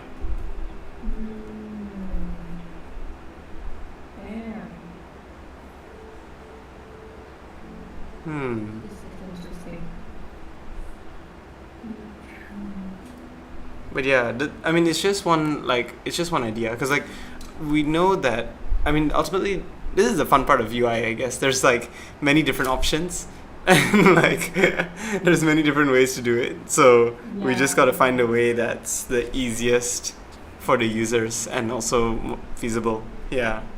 True. If we do like the ChatGPT left column, it doesn't feel so intuitive in mobile Explorer. The left column thing is okay. The main reason we're trying to do something which is more like everything is in one feed is because it feels more like social media in a sense, where you can see your past posts, especially when you are creating new posts. Sometimes it's helpful to be able to look at your past content to get inspiration, and then you're like, oh yeah, I want to write something new. And I guess we're trying to model after, like, I have my own like, oh wait, let me make my screen bigger. Yeah, I have my own like conversation with, so it's actually a chat with Cleve. Well, I mean, it's just a group chat with myself inside it, and these are like all my random thoughts that some of them get posted on LinkedIn, some of them don't. But I just drop everything here. Yeah, so we wanted to create this kind of feel that if you have a quick thought, you can just add it to your library of thoughts kind of thing, and then you can come back to it and then post on social media and stuff. Except we're trying to turn this into an AI assisted thought library, rather than just a WhatsApp. So this is like the inspiration for Cleve. Yeah, it's inspiration for Cleve, but also the inspiration for the UI. Like, how do we? Because we know that from surveying creators, a lot of people actually use either their own Discord chat, or their own WhatsApp group to store ideas like this, and they prefer using this kind of thing because it's chronological, and it's easy to find things in the past as well, and you can search it and stuff. Yeah.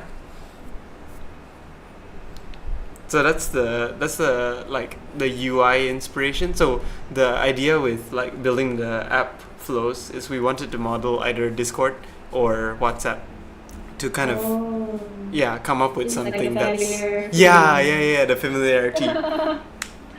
I see. It's very interesting. Like, I've never gone through this kind of UI design process. I've never had to. Yeah. I copied your designs to another call. I'm trying. Oh, wait, aren't you at work right now? Like. Yeah, I can just like.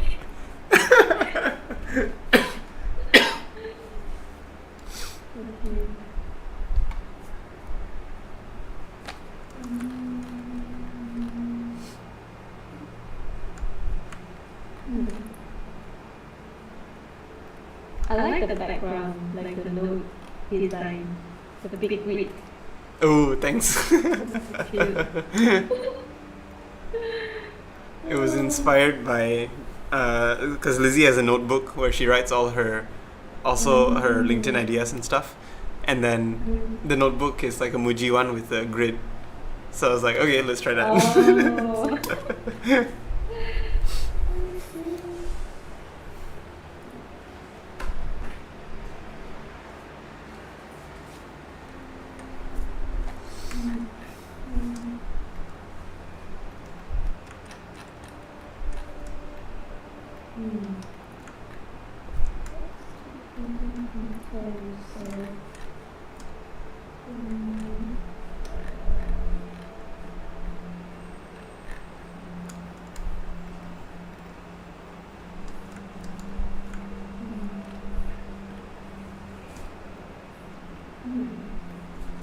Also, when you click on the discussion button, and you will generate the thread, right?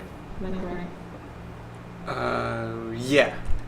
Currently, that's the current flow that we're experimenting with.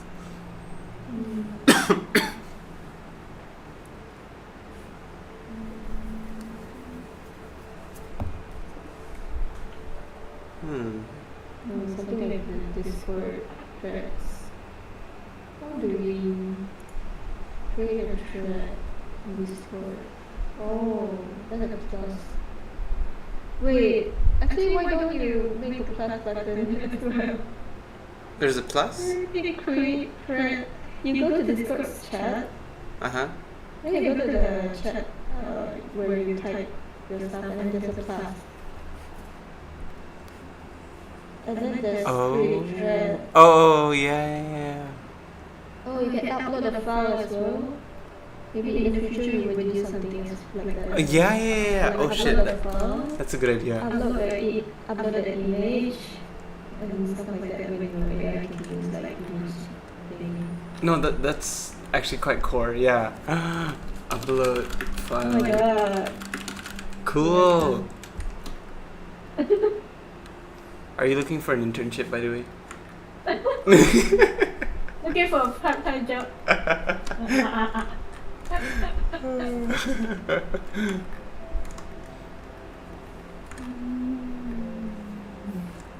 Wait. Interesting.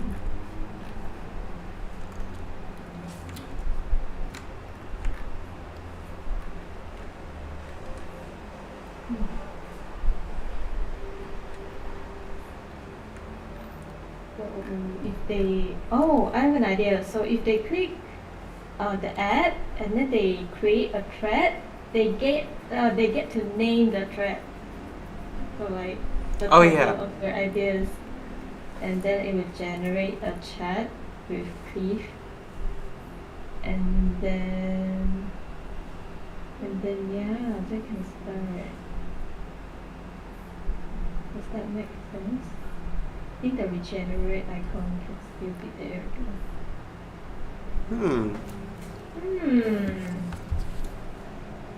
But there's like a lot of other stuff to think of, like what if they want to make like the free, like the other conversation as a thread. I don't think they can do that.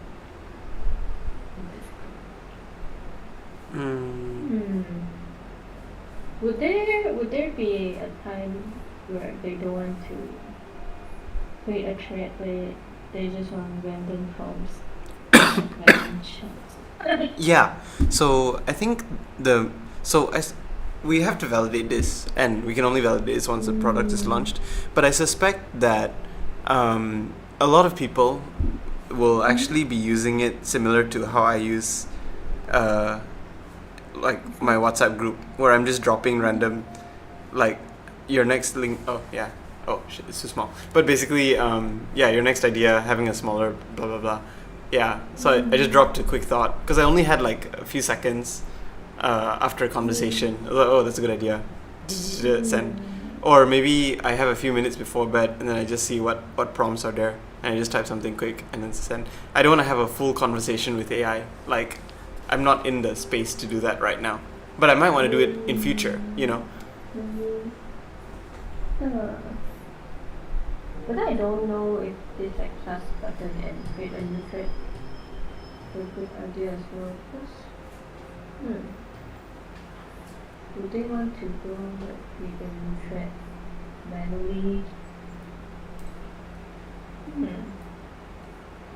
What if it was like, okay, so you know, in WhatsApp, when you're sending messages, imagine if someone else was in this group with me, like an AI bot was in this group with me, and then like let's say I wanted to discuss further about this idea that I had,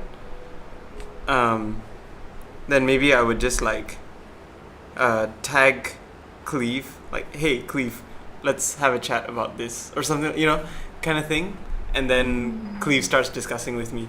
So I might want to expand on a previous idea that I have. Yeah. What if Is there a way to do that? they slide left of the chat box to create a new thread? Oh yeah, it could be something like that. Like slide left. Because reply doesn't make sense, does it? Yeah, I don't think reply makes sense. So instead of reply, it could be open up the thread interface.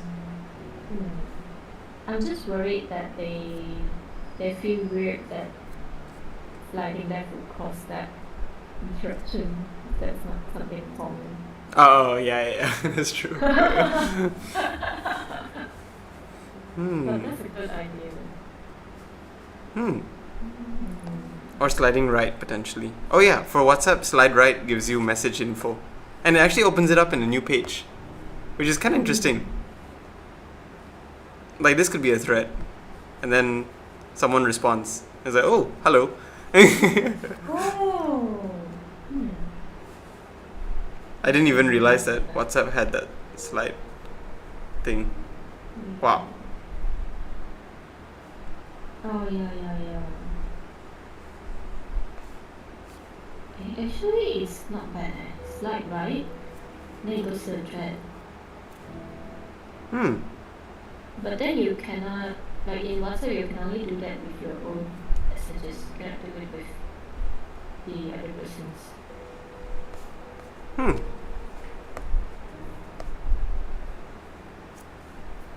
Interesting. Slide right. Let me write that down.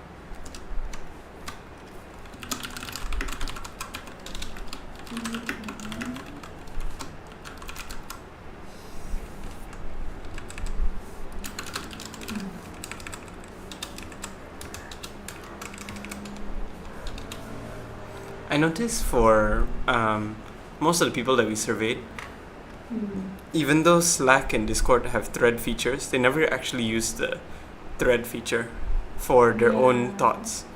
They usually just send a message and share. So it's like it's like an extra step to do, and you wouldn't feel like it's necessary. Yeah.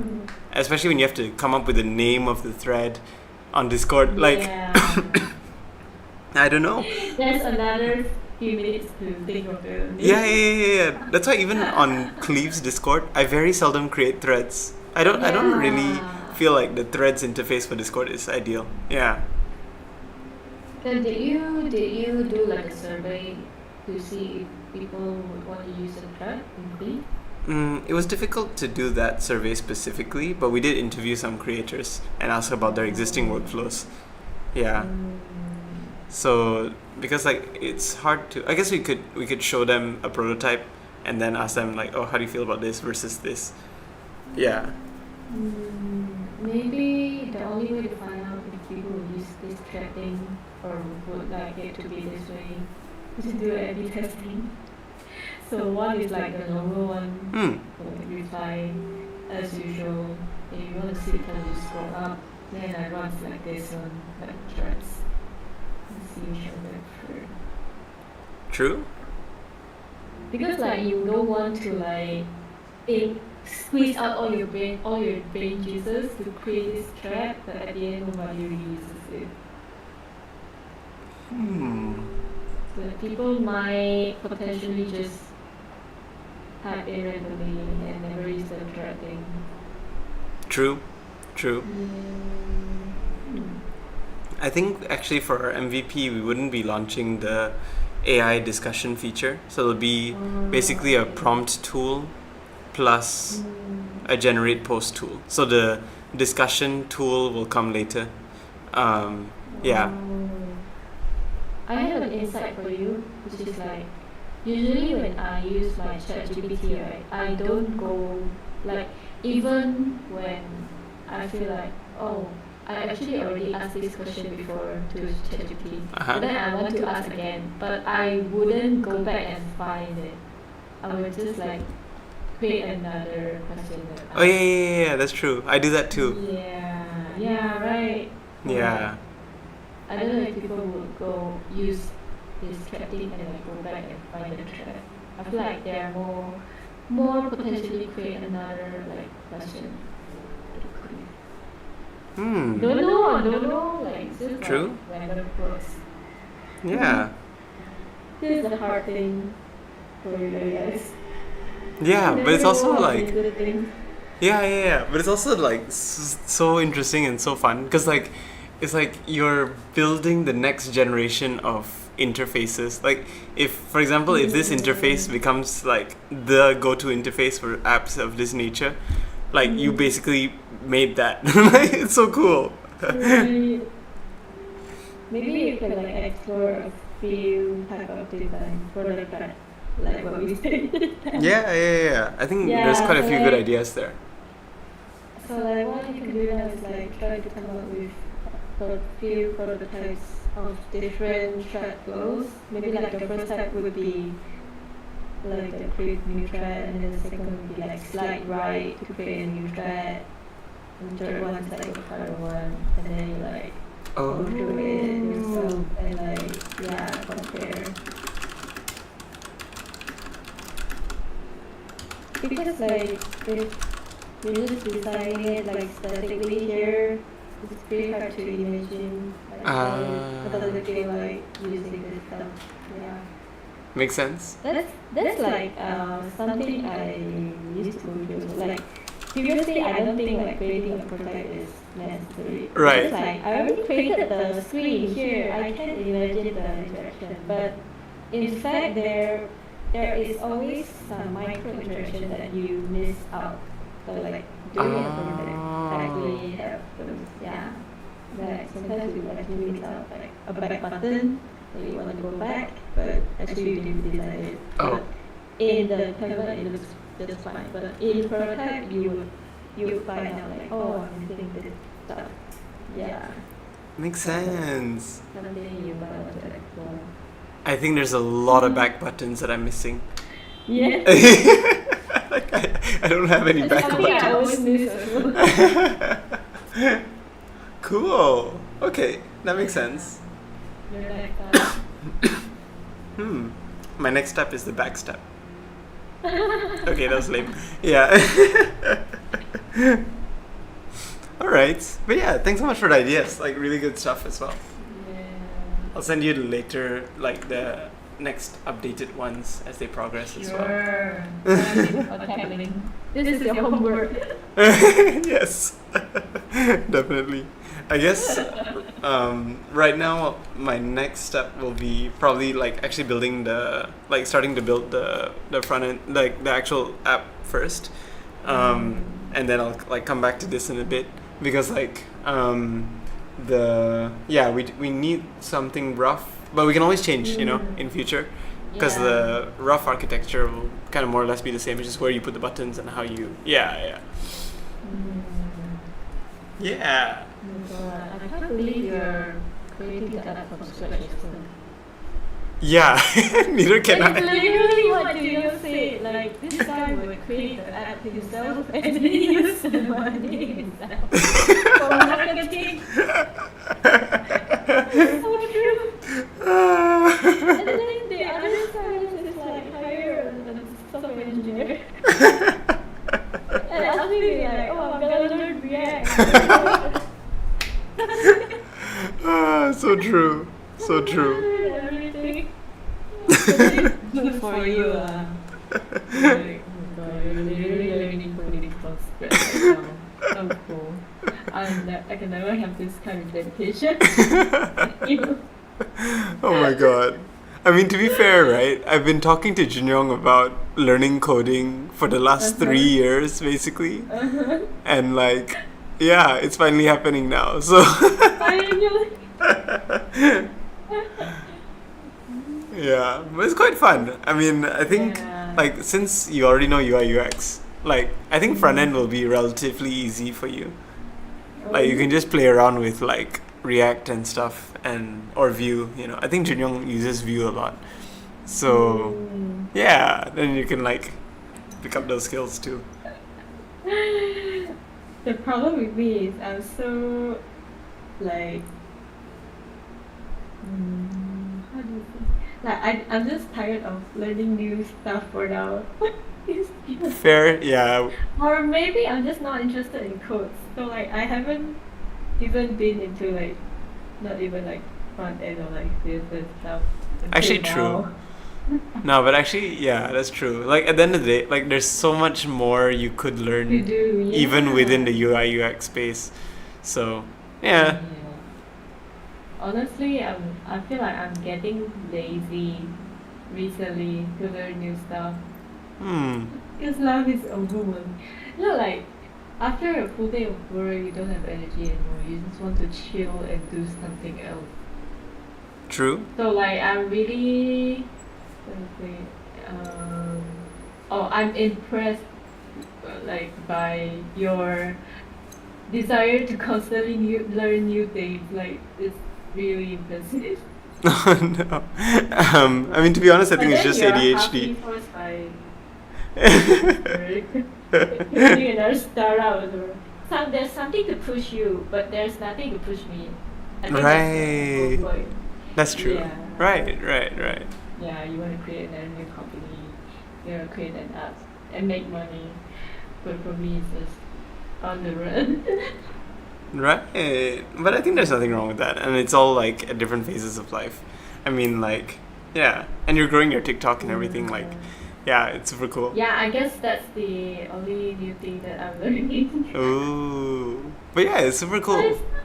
it's not like a lot of new things as well. It's like video editing is not that new to me.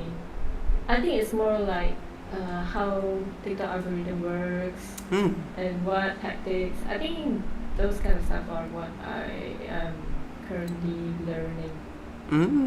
Yeah, maybe more like a passive thing. Nah, that's cool. I also don't know. Nah. But yeah, it's really cool, man.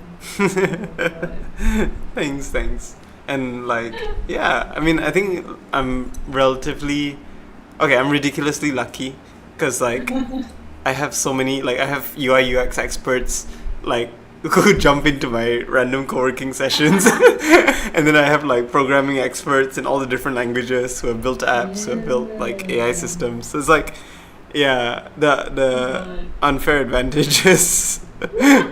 But then that's not unfair because you actually build this whole community yourself. Like you actively connect with people on LinkedIn and you actually talk to them and you actually go and talk to them and invite them into your Discord. So like people are willing to Yeah. help out, right? Yeah, that's true. Yeah, so like that's damn cool, man. This is a community. That feels so good, right? Like people are actually interacting with you on what you are doing and like help out. Yeah, it It's is. so good. It's the most amazing feeling. It's absolutely incredible. And like Yeah. it's also so cool that like different people are also interacting with each other and like they're discussing amongst each other and like the discussions are so good. It's so interesting. Yeah. Like you will never see that elsewhere. Yeah. Because like in public spaces on the internet, it's too public, you know. People are scared to talk. But in these kinds of like close communities, you see like they were discussing databases yesterday and structures, and it's like wow. Yeah. So Super deep. yeah, and they had different And then opinions and like space. Yeah, I saw. yeah. It's so cool. Oh my god. Yeah, and I feel like it's just so much more fun to build a startup this way when there's like a whole bunch of other people around. Yeah, you're And- not that lonely. Yeah, Yeah. exactly. Yeah, And but- then I feel like right with this Discord community, you have some sort of motivation to keep going. true. Like how you update your summaries, right? Yeah. You have a feeling like, oh my god, it's been some time since I update. Yeah. I have to do something. I have to do something to post and then show people that I'm actually doing progress. True. Like that push you as It definitely does. Even the live streaming thing, like, because I was saying earlier this week that I'm gonna be live streaming more, and then some people have been texting me like, "Hey, it's Tuesday. You haven't been live streaming this morning," and I was like, "Damn." and like when I'm live streaming, I have to be doing like stuff, right? Yeah. So there's that extra pressure, even if like nobody's in the call. I have to be doing like I feel you like have I to have like to. prepare if someone gets in the live. Yeah. So I'm like a lot more productive recently, and like Yeah. Like you guys. Oh my god. yeah, it's quite. It's quite fun. I think Kim is a good mentor on this. Oh my god, Kim is like so generous Really? and so Hey, it's helpful. already 10 a.m. Why are you not waking up?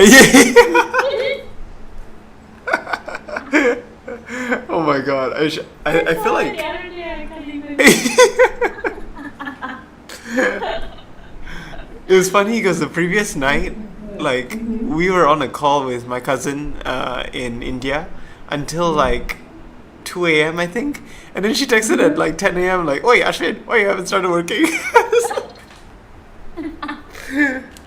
Yeah, I remember, and then you said like, oh, I took an all-nighter or something. Yeah. I need to have more sleep. Yeah, I feel like if Kim, I don't know, if Kim wants to switch careers one day, she should go into like personal coaching. Like, Clearly. yeah, but yeah, it's so fun. It's so interesting.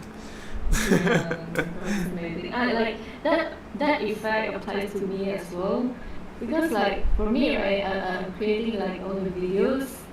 Like sometimes I receive like random comments, and they say, "Oh, I want to see like this, and this." Oh. And then like I would be like, I actually had this idea before, but I have like no motivation to film it.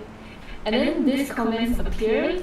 And I suddenly have the motivation to like create a video. Yeah, Oh shoot, like, that's nice. exciting. Yeah, for sure. And then the video actually performs well. Like it just feels so good. Whoa. Oh my god. Like, so things are appreciated for these people. True. Like, what are these strangers doing? Like, why are they even helping me? Why are they supporting my stuff? Why do they care about me? Like, you have this strange feeling, you know? True. Yeah. It's so funny. Like we form all these like connections on the internet, and although it feels like it's just an internet username, but in reality it's like it can get a lot more than that. Yeah. You know, like today earlier, like I posted a story on my account, and then like some random people, like one random person like replied, and then he was saying like, "Oh, my GF loves your account so much," blah, blah. And then he sent me his girlfriend's IG account, so I was like, oh, okay, it would be nice to like make more new friends. So like I went to like follow both of them. And then the first person sent me a screenshot. Like his girlfriend said, "Oh my God, she told me we won." Then half an hour later, the girl like literally posted a story of a screenshot of me following her, and then he says, "Oh my God, she followed me. I love your account." And I'm like, "Oh my God," literally like laughing and smiling so much. Like, wow. what? Like today? Yeah, today. Whoa. Who even am I to make you feel so happy because I'm following you? Like, this is such a strange feeling. Oh my gosh. Right? Oh my God. And then there's also some people, they're like, on TikTok, right? They would tag me on like random videos that they saw. And then they'll be like, "Oh, I saw this Cowork and I immediately think of you." And then you'll feel so like, wow. Yeah. I feel like at that point, I feel like, oh my God, I did it. Like, people think of me when they saw Cowork. Wow. Yeah. Oh my God. Like, I literally didn't expect all of this at all. That's so nice. Yeah. Yeah. Oh my God, amazing. Yeah, I actually made some friends, like incredible.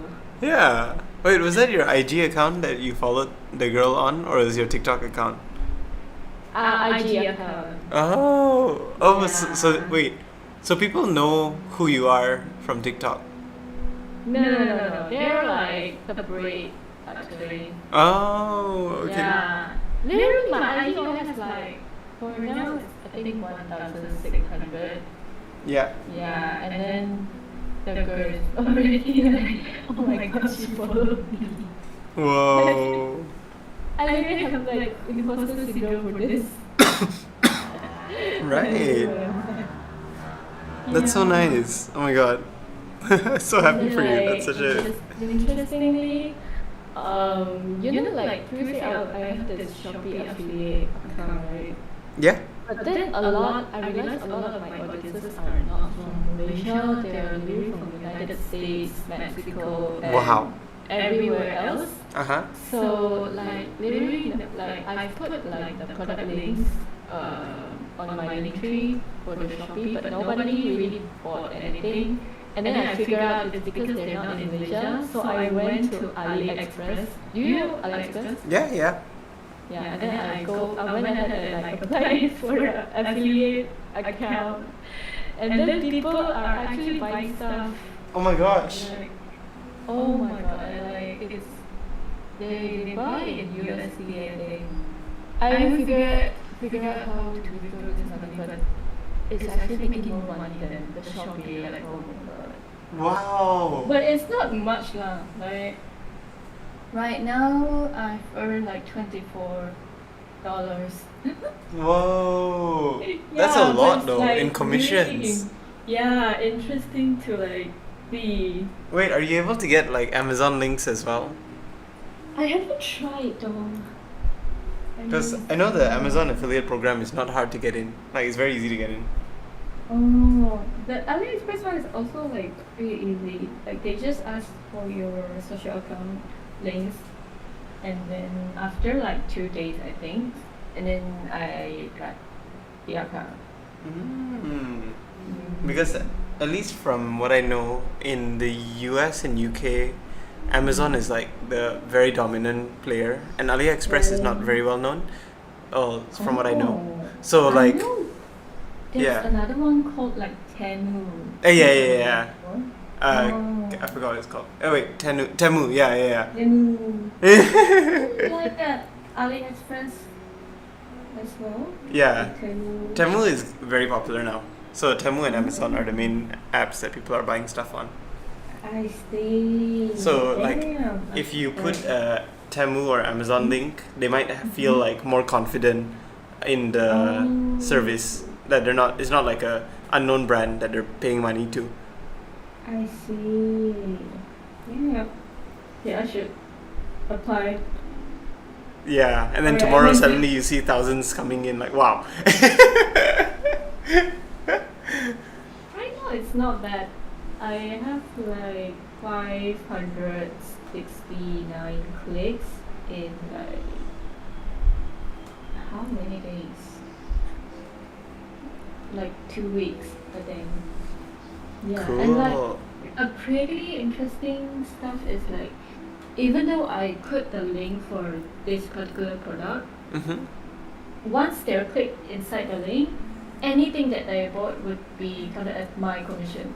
So like it doesn't have to be the exact product that I was promoting. For Yeah. AliExpress?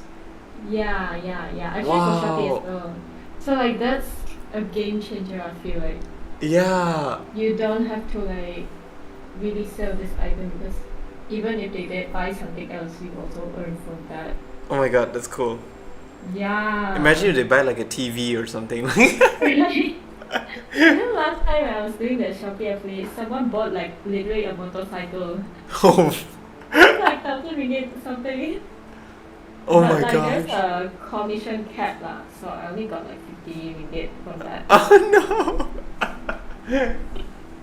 Super funny. And then like, you know, like a few days ago, Junior wanted to buy some, what is that, B-Link something? Oh I yeah, don't know what like that a is. router. And yeah, router. And then like, he said like, oh my god, on Shopee it's like so expensive. So he went to AliExpress to find the product, and there's like an official shop for B-Link, and it's like 100 ringgit cheaper. And then he asked me to generate the affiliate link. Do you know how much the commission is? It's literally like 64 ringgit. What? Yeah, the product is like I think 300 something. And Oh then my really gosh. addictive for making crochet. It's literally like life hack, getting a discount with an affiliate account. Yeah. Oh shit, I need to set up all my affiliate accounts. Yeah, I asked Lily to buy from it. Oh my gosh. I think AliExpress has better commission rate compared to Shopee. Yeah, it sounds like it. Like that's a lot. Yeah. Holy shit. Let's see. I think it's like 7% or 9% depending on the type of product. Yeah. But Gina said like AliExpress delivery is like really slow. So like probably a downside for that. Interesting. Oh my god, so funny. Yeah, I'm going to try it out. Wait, I can actually send you a referral code for affiliate. Oh, cool. Yeah. You want it? Yeah. Do you want Shopee's one or AliExpress? Both. Okay, let me figure it out. I don't know where's the referral code. Or either. Yeah, whichever is convenient. Oh wait, so referral code means like what kind of referral code? Like I refer you to be an affiliate. Oh my god. That's cool. Yeah, I'll send you the code once I figure it out. Yeah, sure. Like no rush. God, the way we're saving to affiliate program. Yeah. Holy shit. I probably could have like saved on this tripod that actually I should have used your affiliate program. This tripod is amazing, by the way. Oh, but then like I know Shopee, right? If I think it has like a buffer time. Okay. If you use the same account to buy stuff, if you buy like every day, it only counts like first day's order, I think. Yeah, so you have to give it a buffer time to buy the next stuff. Because that's what I did. Right. Yeah, I literally use my sister's account to buy stuff. Where she get the commission? So funny.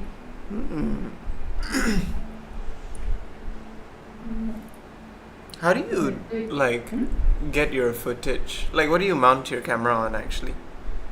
Oh, it's a tripod from Taobao. Oh. It's a normal tripod, but you can extend it like really tall. It's like 1.5 meter. Okay, I think I have the same one, and it's got like the legs are really short, right? Yeah. Okay, yeah, I got the same one. It's actually it's actually what's like mounting this camera right now. Like. Oh, yeah. But like the only bad thing is that you can't make it like horizontal. Oh my god, yeah. The only bad thing is there's some type is like you can attach another stick to it and then it can shoot the stuff 90 degrees to the table. Oh yeah. I know it's blocked by our table, right? You can go further inside. Yeah. I just realized I can't do it either. Yeah, maybe get that big. I don't know. Considering. Interesting. What?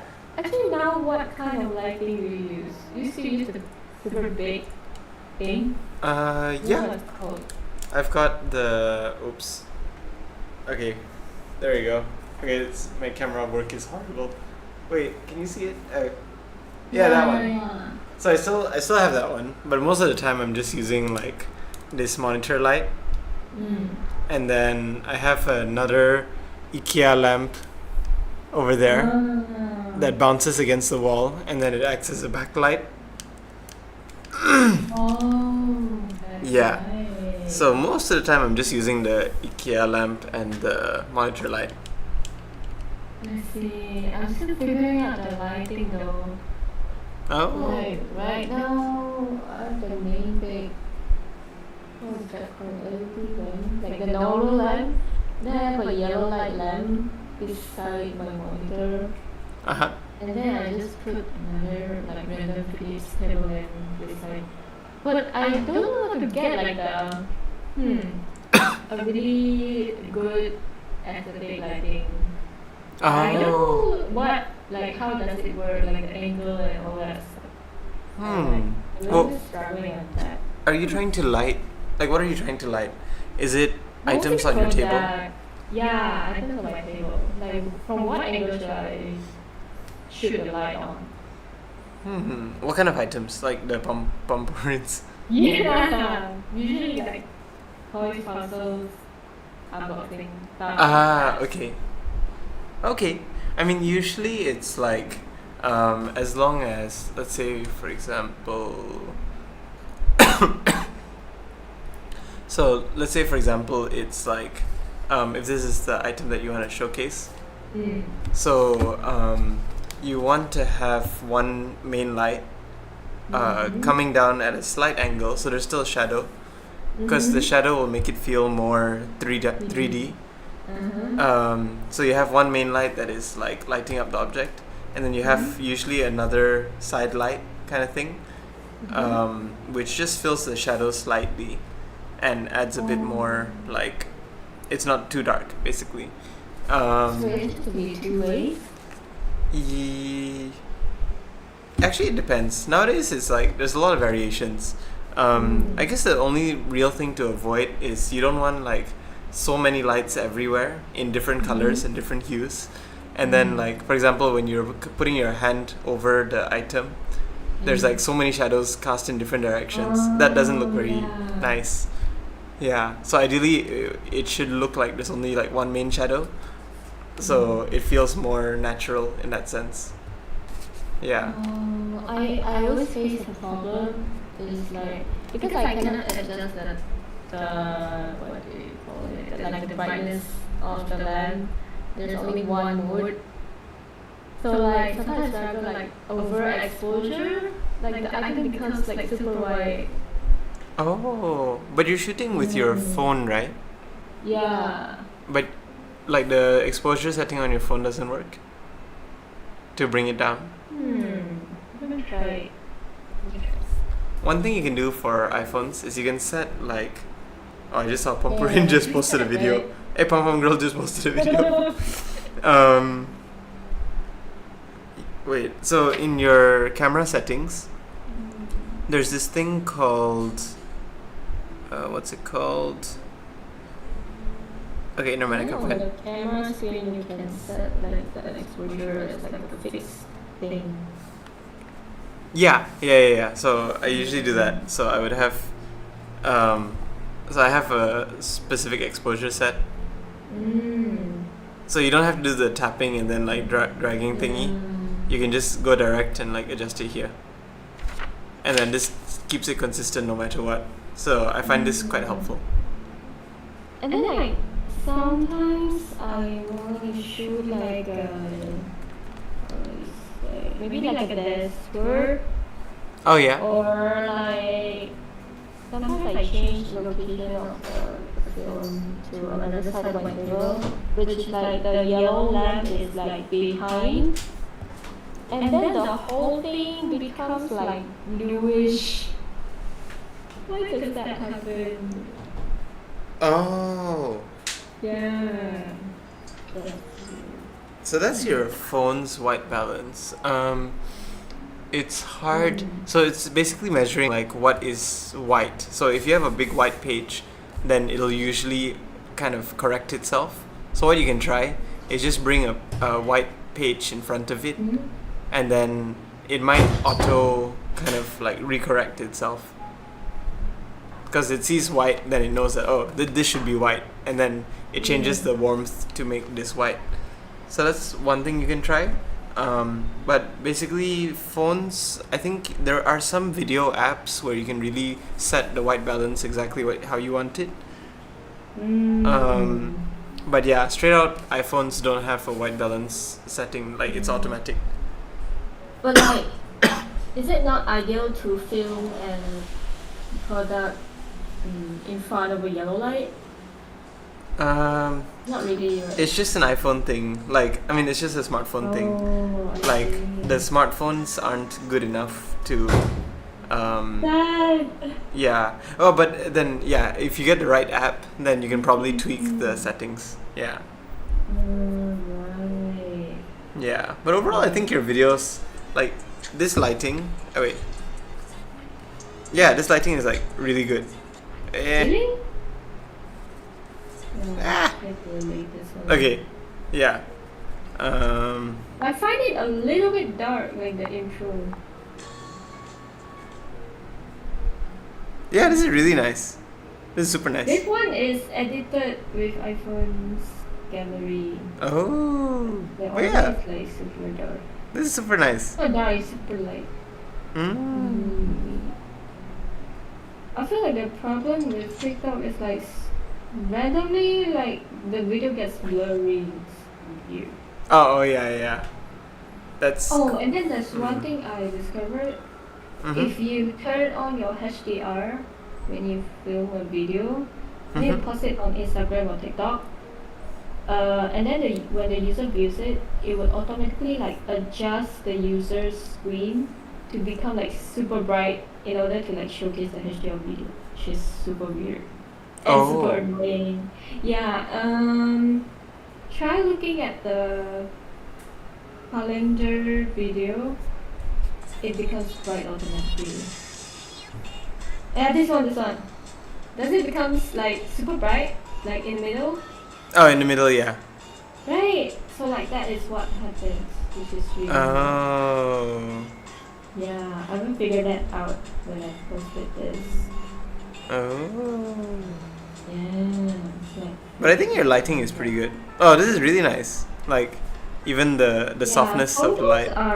Photos are relatively easier, but like videos is a little bit harder. Oh, Sometimes right. there's like inconsistency of lighting. Right. And then like sometimes when I edited like, okay, I want this video to be this level of brightness, and then I watch it in my gallery, everything is good, and then I upload it to TikTok, it becomes like brighter than what I wanted it to be. Like, Oh, no. So annoying. And then also like I found out that sometimes you upload and it becomes blurry, right? It's because like one guy said it's because it haven't like load. Like I don't know why, but like lately when before you upload, you have to like let it run, finish the video. Like you have to let it play for maybe interesting. 2 or 3 times. Oh. So it like I don't know, the system like reads the whole video and stuff, and then only when you post it, it becomes like clear. Like I tested that like several times and it And it worked. works. Yeah, it Oh. worked. Okay, noted. I think I've Yeah. noticed that on Instagram as well. Like there are times where if I Yeah. upload too quickly, then yeah, Because it's like blurry, yeah. yeah. Right, yeah, there's a trick you can try. Cool. Maybe like play longer when you are like in the preview screen. Yeah. But there's like a few, right? Like when you select the video and it plays, and then after that you click next and you insert your caption. And there's another preview, right? Usually I play at both places. Okay. Yeah, because I don't know which side is affecting the quality.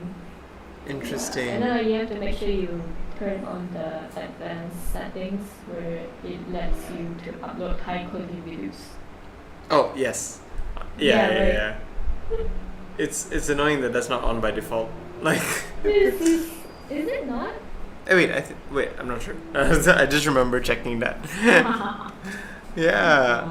But pretty interesting. I don't know what's the thing behind this. I wonder. For your captions, do you do it manually? What do you mean manually? Like think of Like- yourself? No, is it like AI generated? Wait. Oh no, Yeah. you're not talking. So of course you have to be writing the caption. Yeah, I wrote all of that myself. Oh. Oops. Or pick up phone. Scissor.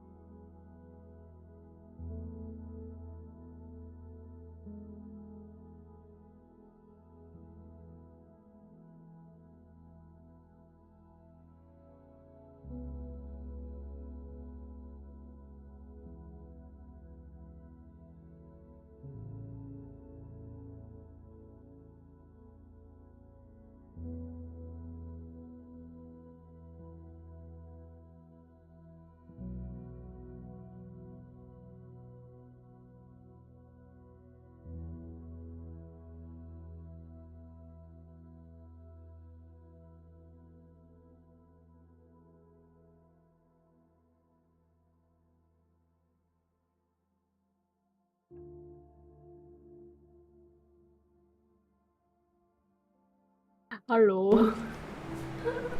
Yeah. So yeah. But yeah, so the captions, right? How do you know how long to put the caption for?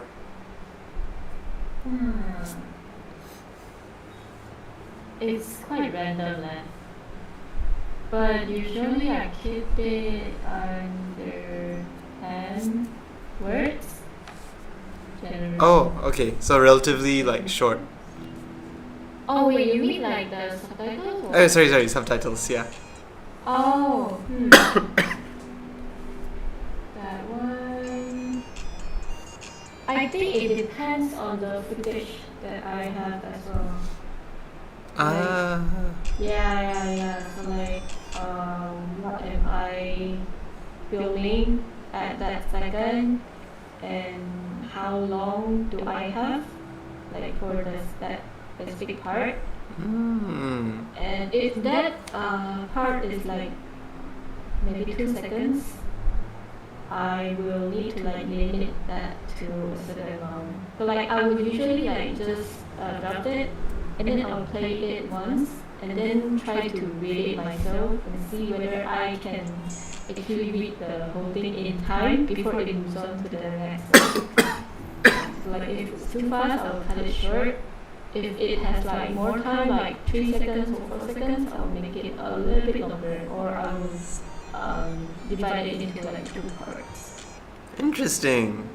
Yeah. That makes sense. Then I found out like if you are doing voiceover, you remember like the one word subtitles you were doing? Yeah. Apparently they say that is quite effective in capturing attention. Interesting. Yeah, but like in my case, I don't do voiceovers, so Yeah, one word would be like crazy. This is just what I do, yeah.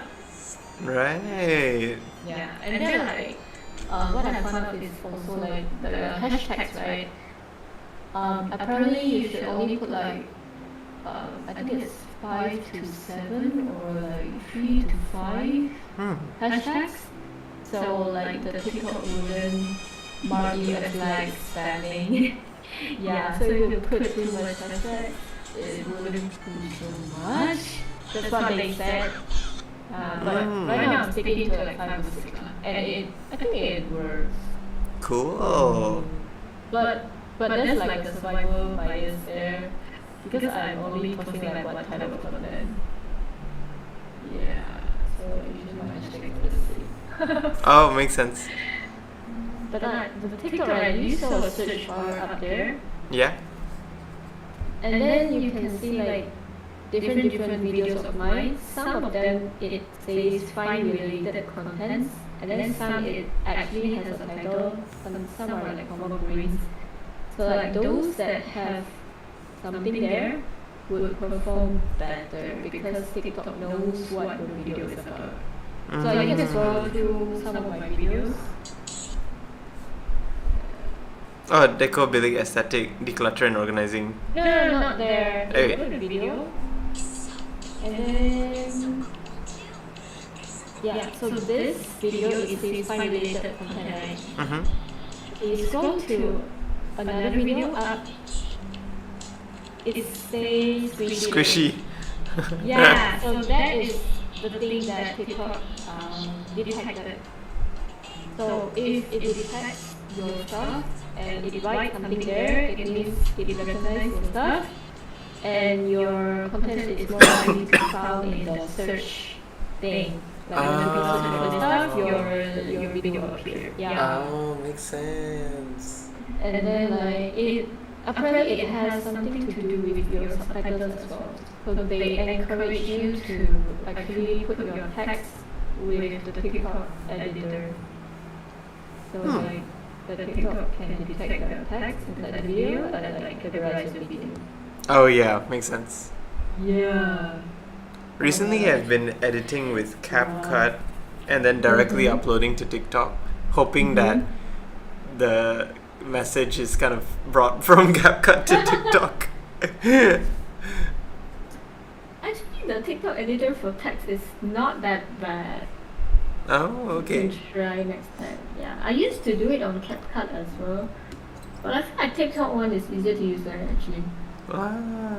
Because the only issue that I have with the videos that we've been making recently about like our vlogs, our startup vlogs and stuff. Yeah. For those ones, because we have voiceover, and also if we're editing with TikTok, we don't know how to export to Instagram. Export the subtitles, is it? Yeah, like the edit to Instagram. So Oh, that's you why can we. actually save the video and Oh, really? yeah, I do that. So like I edit my text in TikTok, and then before you posted it, there's actually a button for you to save the whole thing with the subtitle. Oh. You can try it out. Like they are very sneaky. They hide the save button. Oh, interesting. Let me try it. So maybe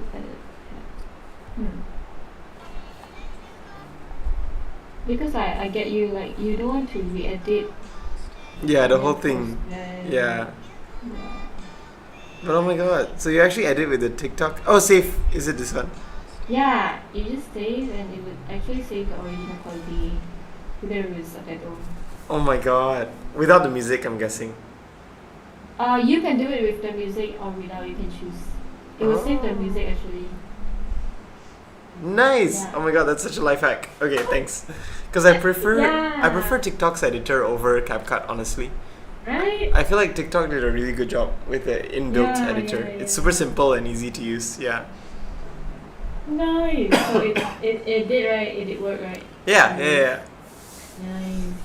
So like another thing that is good with TikTok editor is that it's easier to find music. There's like a ton of music there, but there's very very less music in CapCut. Oh yeah. So what you can do, you edit in TikTok and then it's like an audio. You save together with the audio because it lets you do that. And then if you want to upload to Instagram, you don't have to worry about the copywriting stuff because Instagram lets you post initially as an original audio, and then if they detect that this song belongs to someone or this is actually some songs, it will automatically put your video inside the audio page. Ah, nice. Yeah, so like there's no copywriting issues there. Interesting. Yeah. Oh wait, I just realized when you press the save button in the editor with the audio, does TikTok's watermark still appear? No. Oh my god. Yeah. Only there. If you post it and save, there will be a watermark. Ah. Yeah, so you should save before you post it. I see. Yes. Okay. You like that? So many life hacks. Thank you so much. This is crazy. Yeah. Oh. You're like my. After this session, only I realized like, oh, that's how much I learned from this. There's actually so many hacks like I learned from YouTube and stuff. Oh. Yeah. So you have been learning a lot. Yeah. It's nice. Yeah. So you're like Yeah, my UI UX TikTok and social media consultant. I added to my LinkedIn like, oh, I gained how many thousand followers in 1 month. Was it only 1 month? When do you start? Oh my god. After the viral video, it's just like, damn. Whoa. Like for TikTok, I had like 2,000 something at first. I think it's December, end of December. Yeah, and then after the viral video, I have like. Oh my god. So yeah, 1 month. Yeah. So now I have 5,200. Whoa. Yeah. I think the funny part is like the funny viral video. Yeah. The last time I told you, when I opened my Instagram account, I posted as the first video and it went viral as well. Oh wow. And then it gave me like 800 followers. Oh wow. Yeah.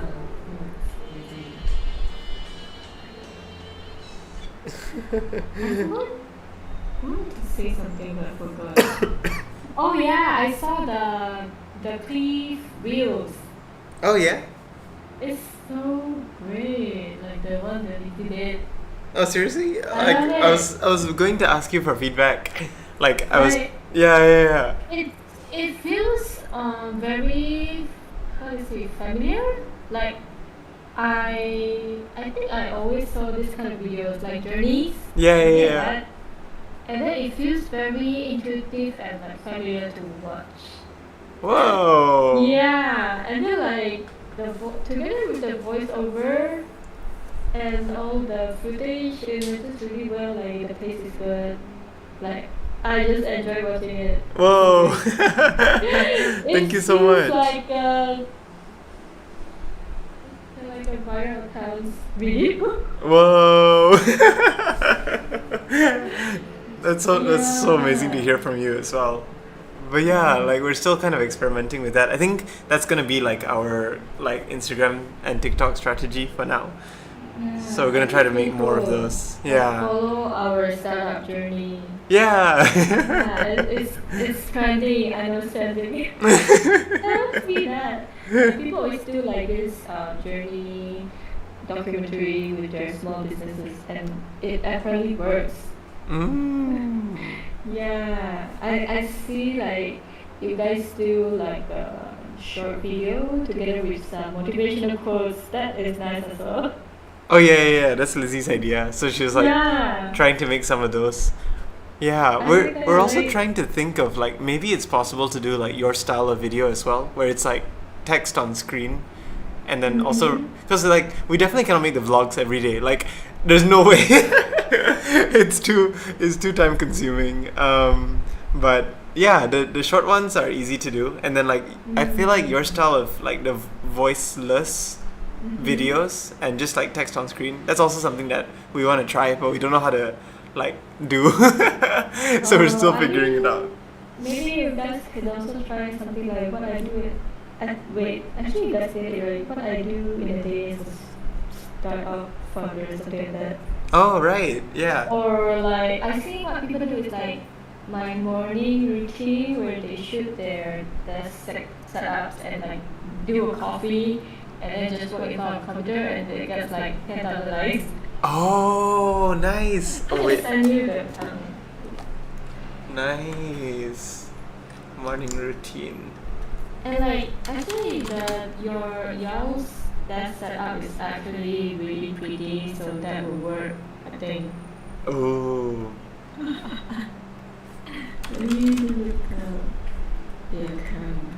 You know what I mean? Yeah, because our target audience is also like creators, so it's like ideally people who are posting like writing stuff online and stuff. So yeah, trying to appeal to that productivity creator kind of audience as well. But then I feel like if you guys are comfortable with voiceover, then that's your advantage as well. Because sometimes people get tired reading all the text without voice. Oh. Yeah. Oh, okay. Interesting. But you guys can do a mixture of both lah. Oh, Sometimes right. people just don't write anything. They just write the title like "Work with me," and then they get like 20,000 views. True. So like sometimes you can do a mixture. Sometimes you can do like low effort videos and it goes up. That's true. Yeah. What we did the other day, right, was I don't know if I have the footage, but basically we set up, we were both working the whole day, and then we just set up the camera at random places, and we have like, this Bluetooth remote. So we just press the remote for like 30 seconds, 1 minute, and then stop, and then change angle, and then we just like shot like 100 clips in one day. Oh my god. And we're planning to just like put a different copy and like just post. So that's gonna be like our bulk low effort videos, and then the vlogs and stuff are another time.